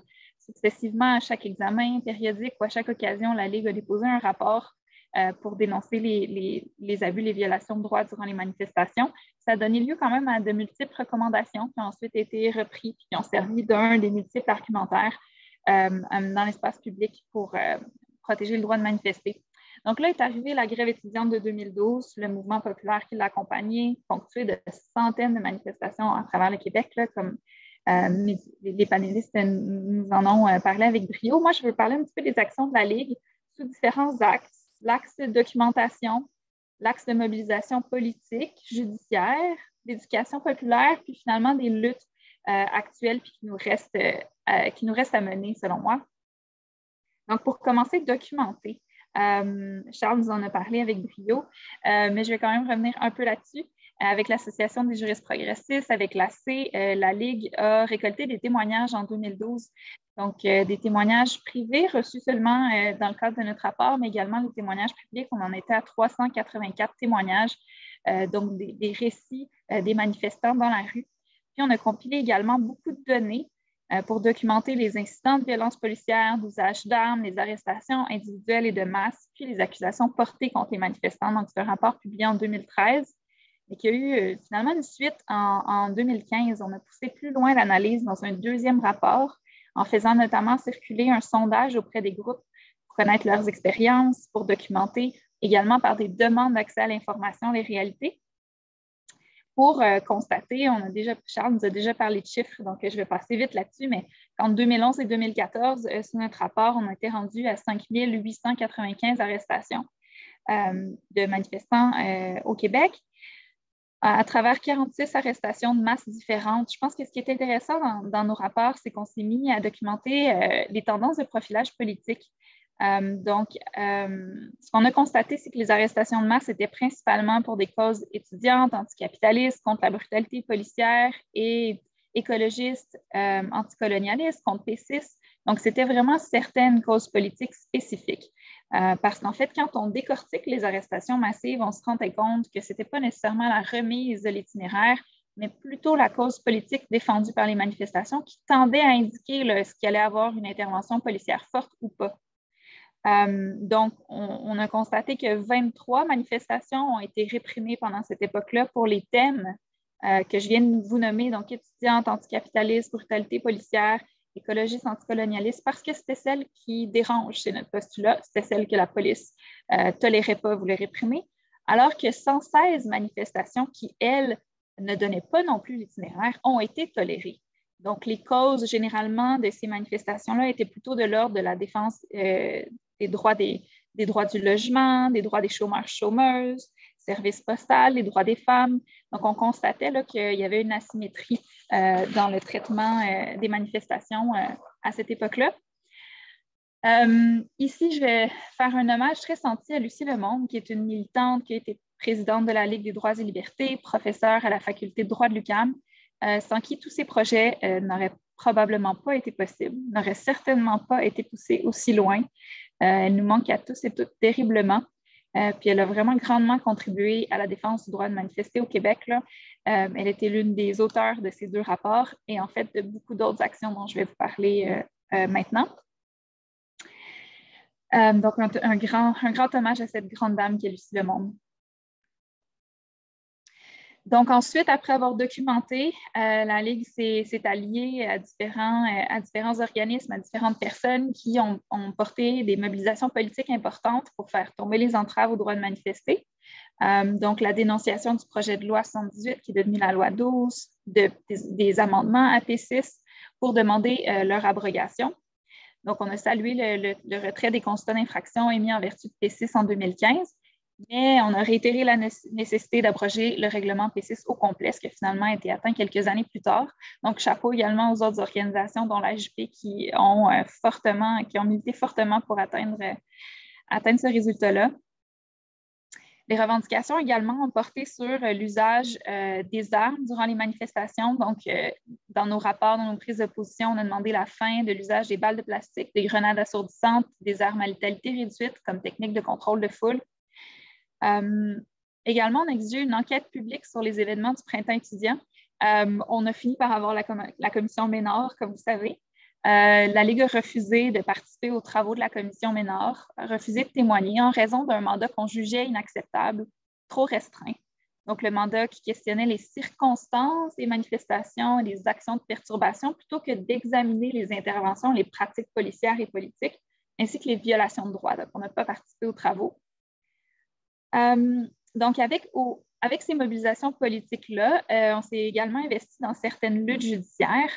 Cybèle nous a parlé de l'article 500.1 du Code de sécurité routière qui a été contesté avec succès, donc qui a été invalidé. C'était un article qui interdisait d'entraver la circulation automobile à moins de détenir un permis. La Ligue a contribué au débat comme intervenante représentée par Cybèle. On a aussi accompagné un groupe de manifestants arrêtés lors de manifestations contre la brutalité policière du 15 mars 2013 pour porter plainte pour profilage politique pour la première fois. Donc, c'était la première tentative de porter plainte à la Commission des droits de la personne pour profilage politique. Finalement, 3 groupes de manifestants différents ont porté plainte et leurs plaintes ont été jointes, ont été rassemblées. La Commission des droits de la personne a donné raison aux manifestants. Donc, a ordonné au SPVM d'octroyer des dommages, de former ses policiers. Le SPVM n'a pas mis en œuvre ces recommandations. Donc, l'étape suivante, la Commission a porté le dossier devant le tribunal des droits de la personne. Un procès a été amorcé. Mais finalement, les plaignants-plaignantes ont décidé de mettre fin au procès. Il n'y aura donc pas de jugement. Cette première tentative pour faire reconnaître le profilage politique est, disons, une lutte inachevée. Mais je pense que c'est important de souligner le courage des plaignants et plaignantes qui ont traversé une longue bataille d'une dizaine d'années pour finalement se rendre au tribunal des droits de la personne. Donc, c'est une lutte inachevée de ce côté-là.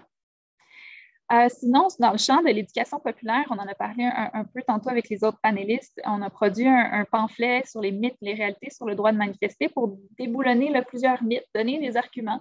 Quand on jase à Noël à notre famille qui nous sortent les mythes sur le droit de manifester, comment on peut contre-argumenter. Donc, on a produit un pamphlet, mais également un site vraiment très complet sur le droit de manifester que je vous inviterai à aller visiter, assez simple à retenir, www.droitdemanifester.ca.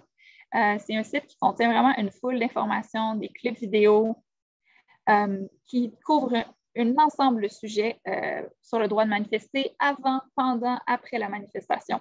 Donc, vraiment, je pense que c'est un site qui pourrait être utile pour s'informer, s'outiller, se mobiliser.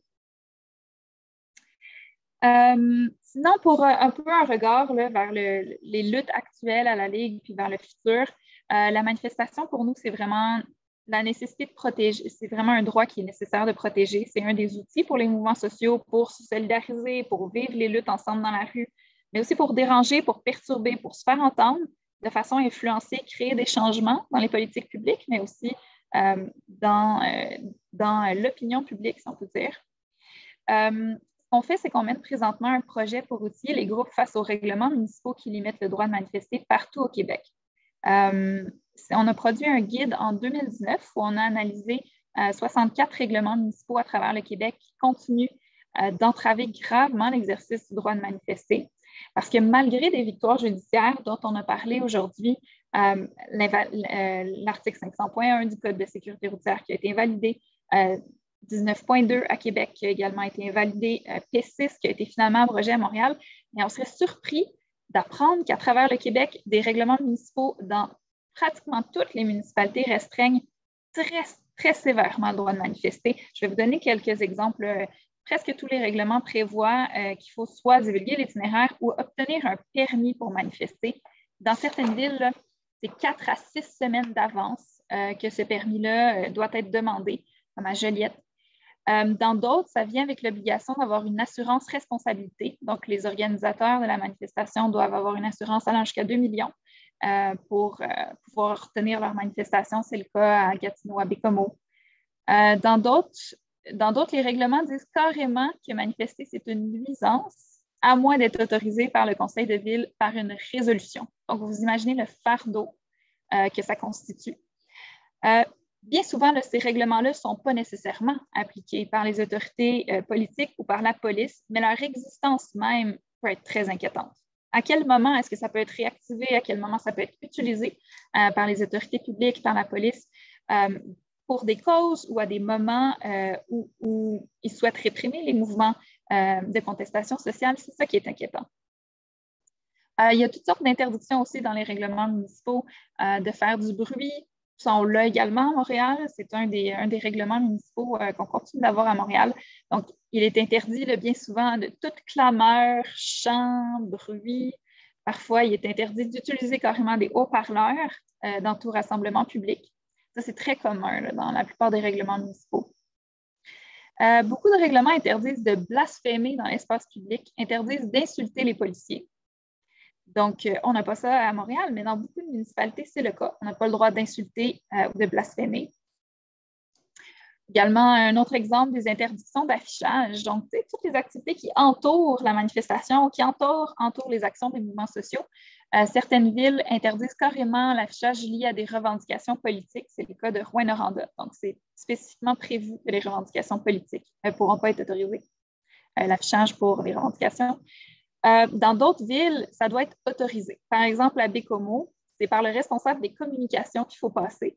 Et les critères, les conditions prévues par règlement disent que le message de l'affichage doit être à la recherche de vérité et susciter la prise de décision d'intérêt social et politique.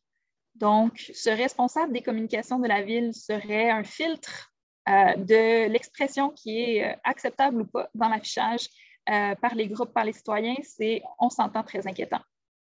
Je vous le répète, ces règlements-là ne sont pas nécessairement tout le temps appliqués dans la pratique, mais leur existence est vraiment inquiétante. Puis d'ailleurs, en écoutant mes copanélistes, cette réflexion me vient. On a vu au fil, dans les dernières 20 années, si on pourrait dire, un glissement de la criminalisation, donc l'utilisation du code criminel pour réprimer les manifestations, vers la répression par des arrestations de masse pour des règlements municipaux. Maintenant, c'est plus le cas. Depuis 2015, il n'y a plus d'arrestation de masse, mais l'existence de ces multiples règlements municipaux-là a tendance en amont à décourager, à démobiliser certaines personnes, certains groupes, d'utiliser la manifestation comme un des moyens pour faire pression, pour faire changer les choses. Donc, plutôt que punir par l'arrestation, par la judiciarisation, maintenant, on est dans une situation où les citoyens, les groupes sont découragés d'utiliser la manifestation comme un des outils pour faire changer les choses. Donc, ça, c'est vraiment pour moi le regard vers le présent et le futur des luttes à mener. Le Comité Liberté d'expression de la Ligue va continuer de se mobiliser sur ces enjeux-là. Vous pouvez devenir membre de la Ligue pour être tenu au courant des actions, pour supporter les actions de la Ligue. C'est un dossier qui va continuer à rester prioritaire. Et je suis très contente d'avoir pu entendre les panélistes ce soir. J'ai hâte qu'on entende les questions également du public. Merci beaucoup, Jacinthe, pour la présentation avec le regard historique. Donc, ça fait depuis sa création que la Ligue se mobilise, intervient sur les enjeux liés au droit de manifester puis contre la répression de ce droit. Juste vous mentionner que le 1er juin prochain, on organise, puis je mets le lien dans le chat, un atelier donc, sur le droit de manifester qui va porter notamment sur justement les règlements municipaux dont Jacinthe nous a un peu parlé dans les dernières minutes. Donc, les règlements municipaux partout au Québec qui existent puis qui entravent l'exercice plein et entier du droit de manifester. Donc, je mets ça dans le chat 1er juin à 18h. Et donc, ce sera un atelier qui ne va pas être enregistré ou diffusé en direct, vraiment pour favoriser les échanges entre les participants. Alors, vous êtes invités à vous y inscrire. Le lien se trouve aussi sur la page d'accueil du site web de la Ligue. Puis, comme Jacinthe l'a mentionné, petit moment, et l'événement sera en virtuel pour celui-là, Charles. Merci de la question. Pour ce cas-là, ça va être en virtuel. Puis, pour les prochaines années, on espère pérenniser l'offre d'ateliers. On est en train d'évaluer les ressources qu'on a pour être capable d'offrir plus souvent cet atelier. Donc, ça pourrait aussi être en personne. Puis, comme Jacinthe l'a dit, une façon aussi d'appuyer le travail de la Ligue, c'est de devenir membre. Puis, je dis ça parce qu'en ce moment, la Ligue est en campagne d'adhésion pour l'année 2022-2023. Et si vous voulez vous impliquer à la Ligue ou soutenir le travail que les militantes, parce que ça, c'est à mentionner, la Ligue, c'est vraiment porté par l'implication de dizaines de militants et militantes là, qui s'impliquent activement tout au long de l'année dans les différents comités, dans le conseil d'administration pour porter ces luttes et sans faire de compromis sur les droits. Donc, c'est vraiment aussi ça les valeurs que porte la Ligue. Donc, petit moment très rapide pour vous y inviter. Jacinthe, pour le projet, est-ce que tu aurais aimé ça, en fait, en quelques minutes, nous parler un peu plus du projet sur les règlements municipaux? Nous en parler un peu plus jusqu'à présent, ce qui a été fait avec différents groupes un peu partout au Québec. Oui, alors le projet a mené à la publication du site Droit de manifester dont je vous parlais, www.droitdemanifester.ca, et puis à une tournée d'ateliers dans différentes régions au Québec en collaboration avec le MEPAC, le Mouvement d'éducation populaire, et les tables régionales qui sont membres du MEPAC. Alors, on a tenu des ateliers dans différentes villes et puis les commentaires dans le chat me font penser à ça. Ce qu'on constate, c'est effectivement un écart très marqué entre les droits qui sont en théorie protégés par des victoires judiciaires notamment qu'on a obtenues dans les dernières années, puis les réalités terrain versus. Donc, on se rend compte que ces règlements-là continuent d'exister, continuent à restreindre très fortement le droit de manifester, pourraient être réutilisés à n'importe quel moment par la police, pourrait vraiment être l'un des outils dans le coffre à outils des policiers qui pourrait être réactivé à n'importe quel moment, même s'ils ne le sont pas. Alors, on a constaté que dans certaines régions, les règlements municipaux sont utilisés sur le terrain pour limiter, pour encadrer les manifestations. Dans certaines régions, oui, dans d'autres, non. Donc, les groupes se demandent, qu'est-ce qu'on fait? Est-ce qu'on ne réveille pas l'ours qui dort, comme on dit, ces règlements municipaux-là répressifs qui ne sont pas utilisés? Est-ce qu'on se mobilise contre? Est-ce qu'on interpelle nos élus? Est-ce qu'on lance des contestations judiciaires? Si ces règlements-là ne sont pas utilisés sur le terrain, c'est des questions qui sont en suspens et qui sont considérées par plusieurs groupes, mais je vous dirais que la plupart choisissent de quand même agir. Donc, ce qui va être fait dans les prochaines semaines, c'est une campagne de lettres à l'ensemble des municipalités au Québec pour leur demander de réviser leurs règlements municipaux, pour leur demander de mettre ça au goût du jour, de respecter les droits constitutionnels des personnes de leur municipalité. Donc, c'est une campagne de lettres aux 1006, si je ne me trompe pas, municipalités du Québec. Donc, parfois, on pense juste aux grandes villes, mais vous serez surpris des manifestations organisées dans les mini-municipalités un peu partout à travers le Québec. Là, je peux penser à un cas récemment où on a soutenu des citoyens et citoyennes d'une très petite municipalité à Sainte-Julienne. Bon, je vais éviter de la nommer au cas où qui souhaitaient organiser une manifestation pour protéger la forêt contre le prolongement d'une route dans leur municipalité. Le sergent de la Sûreté du Québec, de la région, leur a dit qu'ils devaient obtenir un permis et une assurance responsabilité pour organiser leur manif parce que c'était les normes du ministère des Transports. Donc là, ils sont allés pêcher ailleurs. Ils n'ont pas allé pêcher dans les règlements municipaux. Ce sergent-là croyait que les exigences applicables aux grands événements qui bloquent les routes provinciales, comme par exemple les courses de vélo, les courses cyclistes, où on va bloquer 80 km pour la course cycliste, là, il y a des normes très sévères applicables. Évidemment, avoir une équipe de sécurité, prévoir ça 2 mois d'avance, avoir une assurance.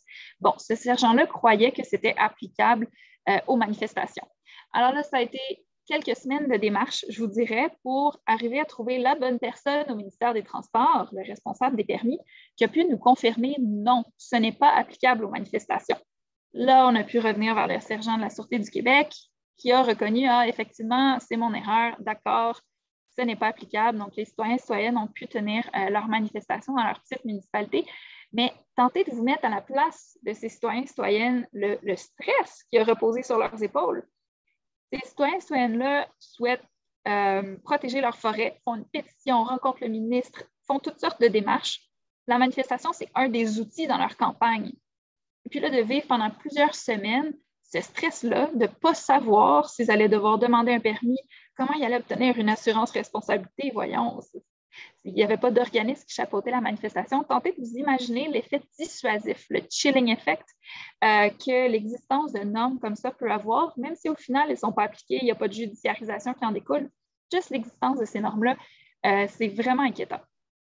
Donc, le projet s'enligne pour une campagne de lettres et continuer la solidarité, continuer de se garder informés, puis d'ensemble trouver des actions politiques et qu'on puisse mener pour se soutenir entre nous. Merci, Jacinthe. Merci pour les démarches que tu viens de nous relater dans la situation à Sainte-Julienne, que les aberrations sont encore présentes dans différentes municipalités là, qui restreignent la possibilité de manifester puis de manifester de manière spontanée. Ce n'est pas une action comme une course de vélo, là, comme tu l'as bien dit. Je ne sais pas si vous avez des questions dans le chat. Il nous resterait environ une quinzaine de minutes à l'événement, donc n'hésitez pas à poser des questions dans le chat que je pourrais relayer aux panélistes. Puis, si jamais il y a des personnes qui veulent intervenir aussi, vous pouvez manifester. Là, je vois que Jacinthe a marqué une invitation dans le chat. Donc, le bilan un peu qu'on peut faire des présentations.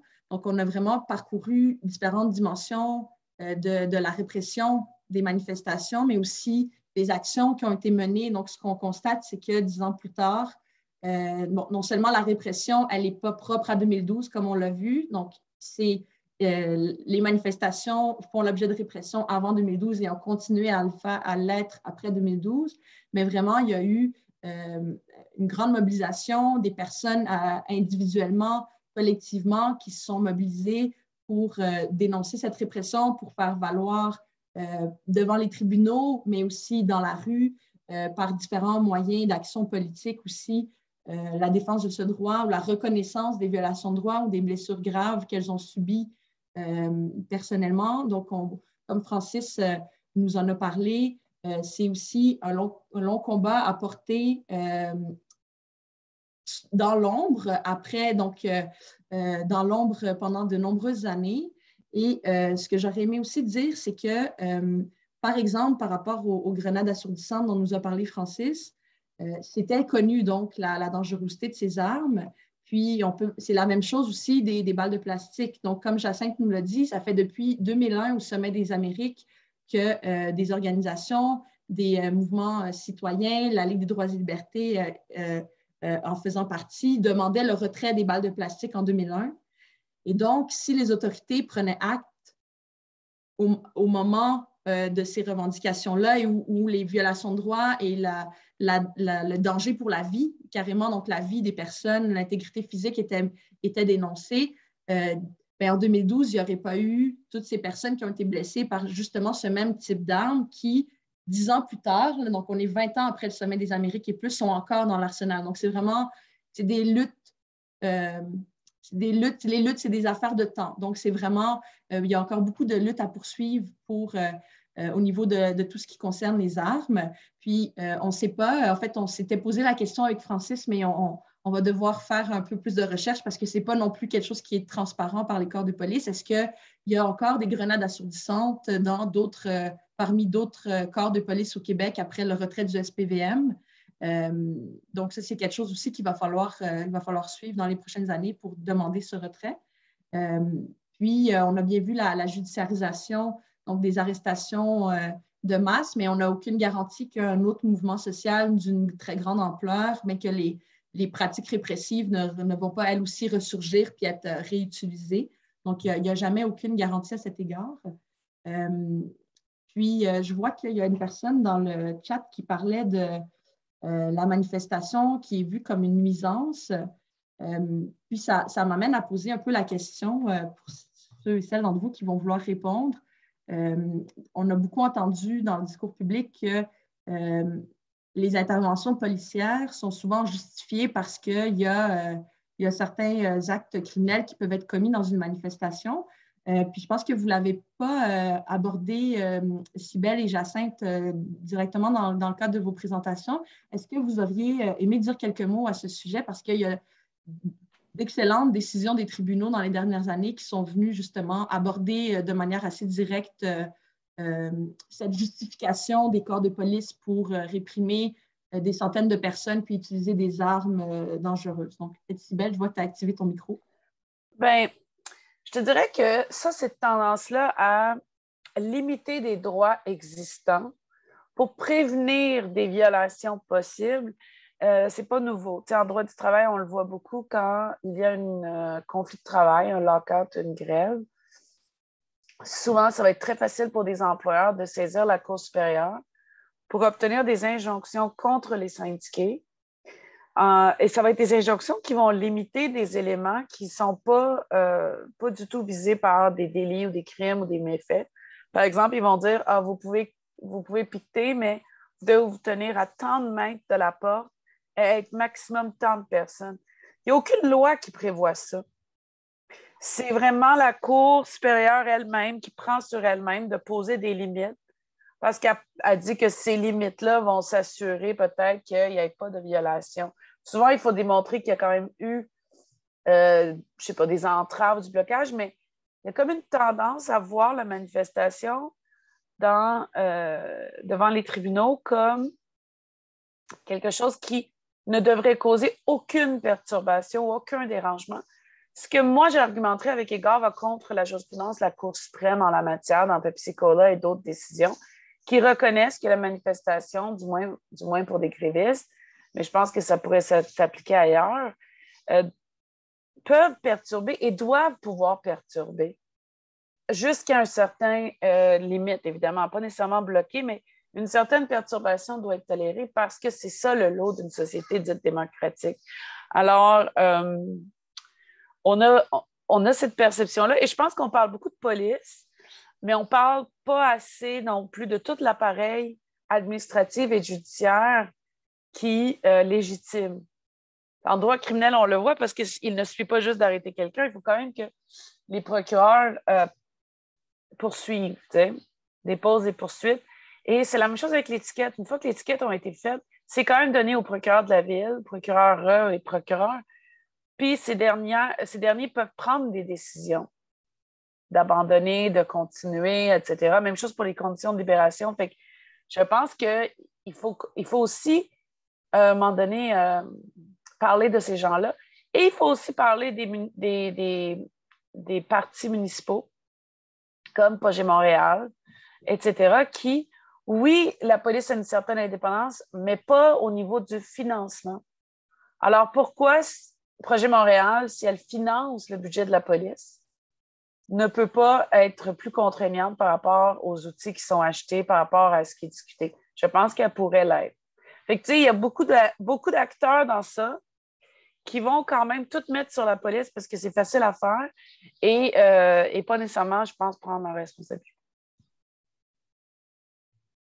Merci, Cybèle. Je pense que, juste avant, j'ai vu Jacinthe, je pense que tu pointes bien que les autorités politiques, là, tu as parlé dans l'appareil administratif judiciaire, mais les autorités politiques, c'est aussi elles qui adoptent, qui abrogent les outils que la police utilise. Donc, ils ont une grande part aussi de oui, puis pas pour continuer, mais souvent la police leur dit, ils appellent ça comme leur panier d'outils ou whatever.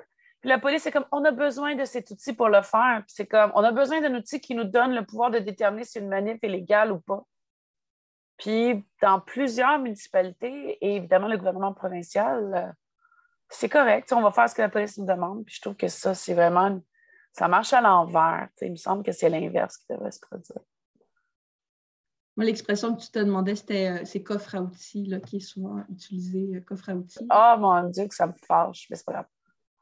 Mais ça nous montre bien, comme tu dis, le rôle des autorités politiques qui, ben, on peut aussi se dire que c'est parce que ça fait un peu leur affaire que les mobilisations ne prennent pas de grande ampleur, parce que les mobilisations les visent directement à agir.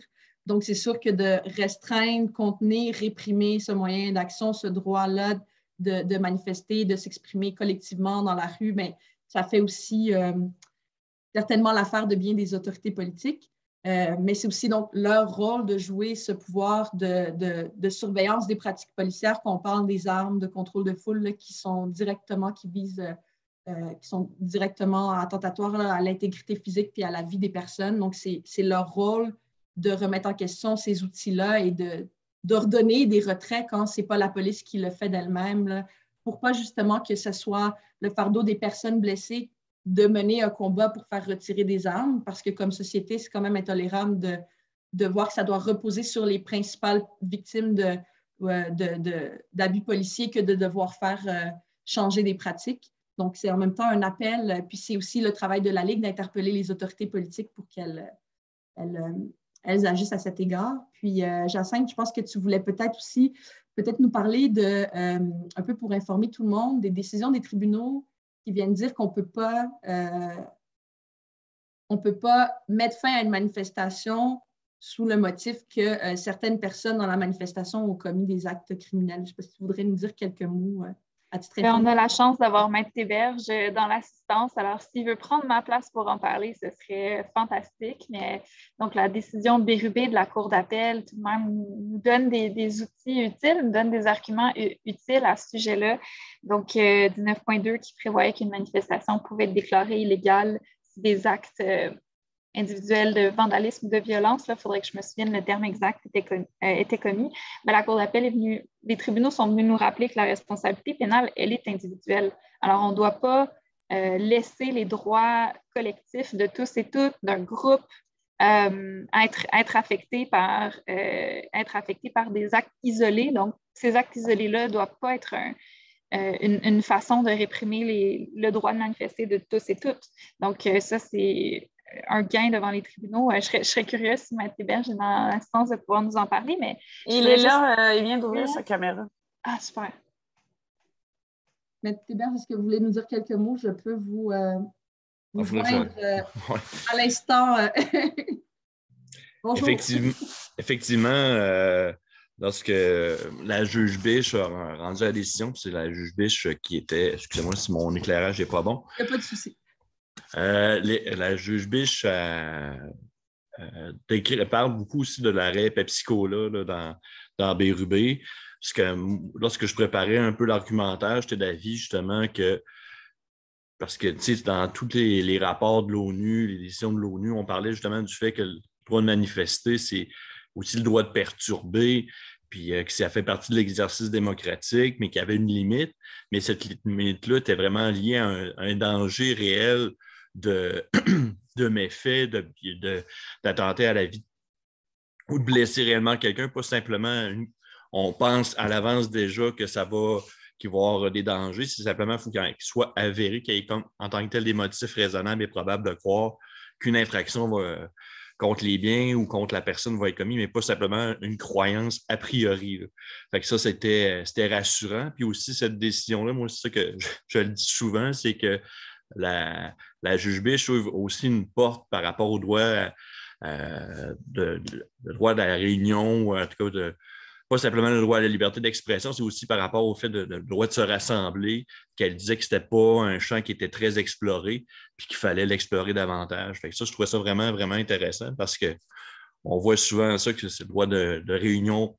On ne parle presque jamais, mais là, on voit que cette fenêtre-là a été ouverte par la juge Biche, puis c'est encourageant. Je sais que la Ville de Québec, immédiatement après la décision, avait indiqué qu'il voulait aller en appel jusqu'à la Cour suprême, mais je pense qu'il ne voulait pas se faire ridiculiser. Là.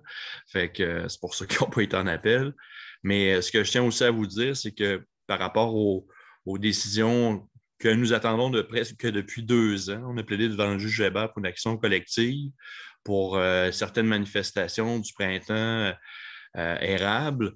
Il y avait plusieurs questions qui étaient posées parce qu'à Québec, c'est particulier, c'est que les constats avaient été émis, mais jamais il y a eu de suite de suite judiciaire. Alors, les gens ont comme été dans l'expectative toujours pour contester leurs droits et libertés. Puis là, il y avait la question, la prescription ou la suspension de la prescription des droits. Alors, il y a cette question-là qui a été plaidée devant le juge Hébert, mais on a plaidé ça au mois de septembre 2022, puis on est toujours en expectative. Je ne sais pas pourquoi c'est aussi long, mais en tout cas, on a su que le juge aurait été malade. Puis peut-être aussi, il y avait une autre décision à Québec qui a été plaidée, qui a été perdue dans le dossier de Mme Moreau, une action collective, mais ça va être plaidé le 13 juin prochain en cour d'appel. En tout cas, mon hypothèse, c'est peut-être que le juge Hébert attend cette décision, mais je ne sais pas si mon raisonnement se tient, mais en tout cas, c'est quand même particulier, 2 ans pour attendre une décision. En tout cas, fait que c'est ça. Donc, merci, Maître Héberge. Donc, ce que je comprends, c'est que les recours collectifs, l'aboutissement dans les prochains mois, à la fois à Montréal, à Québec, là, pour les recours collectifs de 2012 et des années subséquentes, puis qu'il n'y a plus de cause devant les tribunaux pour contester les contraventions, mais les recours collectifs, on attend l'aboutissement bientôt. Pour Québec, c'est ce que je sais. Montréal, je ne sais pas tout, mais ouais, Québec, c'est ce que je sais. Merci, Maître Héberge. Mais comme nous disait Cybèle, il y aura des annonces prochainement, éventuellement. Bien, pour les recours collectifs, ce n'est pas un gros secret parce qu'on a dû consulter des centaines et des centaines, voire des milliers de personnes. Fait qu'on est en train de finaliser à Montréal puis il va y avoir une reconnaissance publique, là, quand même, de responsabilité avec des dommages, ce qu'on trouve excellent là, parce que c'est comme un jugement. Fait que ça s'en vient là, très, très, très prochainement. Il y a 8 autres recours représentés par d'autres bureaux. Fait que tout ça est dans la même chose. Fait que autant d'avocats ensemble, c'est toujours compliqué. Puis, on a aussi un recours, juste pour le dire, on a aussi un recours à Gatineau pour le 18 avril 2012. Une manif où les gens avaient été encerclés, puis ils ont eu des tickets après. Puis assez spécial. Il n'y avait personne dans la rue, mais ils ont été arrêtés en vertu de 500.1 pour un tronçon de rue qui avait été bloqué. Alors, on est supposé de procéder là-dedans avant notre procès au mois de novembre, c'est fixé.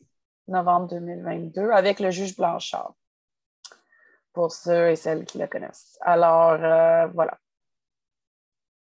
Merci, Cybèle. Puis, on arrive à la toute fin de la visioconférence. Il est déjà 8 heures, puis je vois que mon Internet, je ne sais pas si mon Internet me fait des petites misères, et que c'est comme aussi le signal. Mais merci beaucoup aux panélistes Francis Grenier, Cybèle Ataogoul, Charles Carrier-Plante et Jacinthe Poisson d'avoir accepté l'invitation de participer à cette visioconférence. Merci aux personnes qui ont assisté sur Zoom et également sur notre page Facebook. L'enregistrement va être disponible. On va pouvoir vous le transmettre par courriel pour les personnes qui ont assisté. Puis ça va aussi être disponible sur notre page Facebook, notre compte YouTube, notre site Web. Donc, un grand merci. Puis en espérant vous voir à un prochain événement de la Ligue, peut-être le 1er juin, pour un atelier sur le droit de manifester. Merci, bonne soirée. Peut-être les panélistes, si vous voulez rester quelques minutes.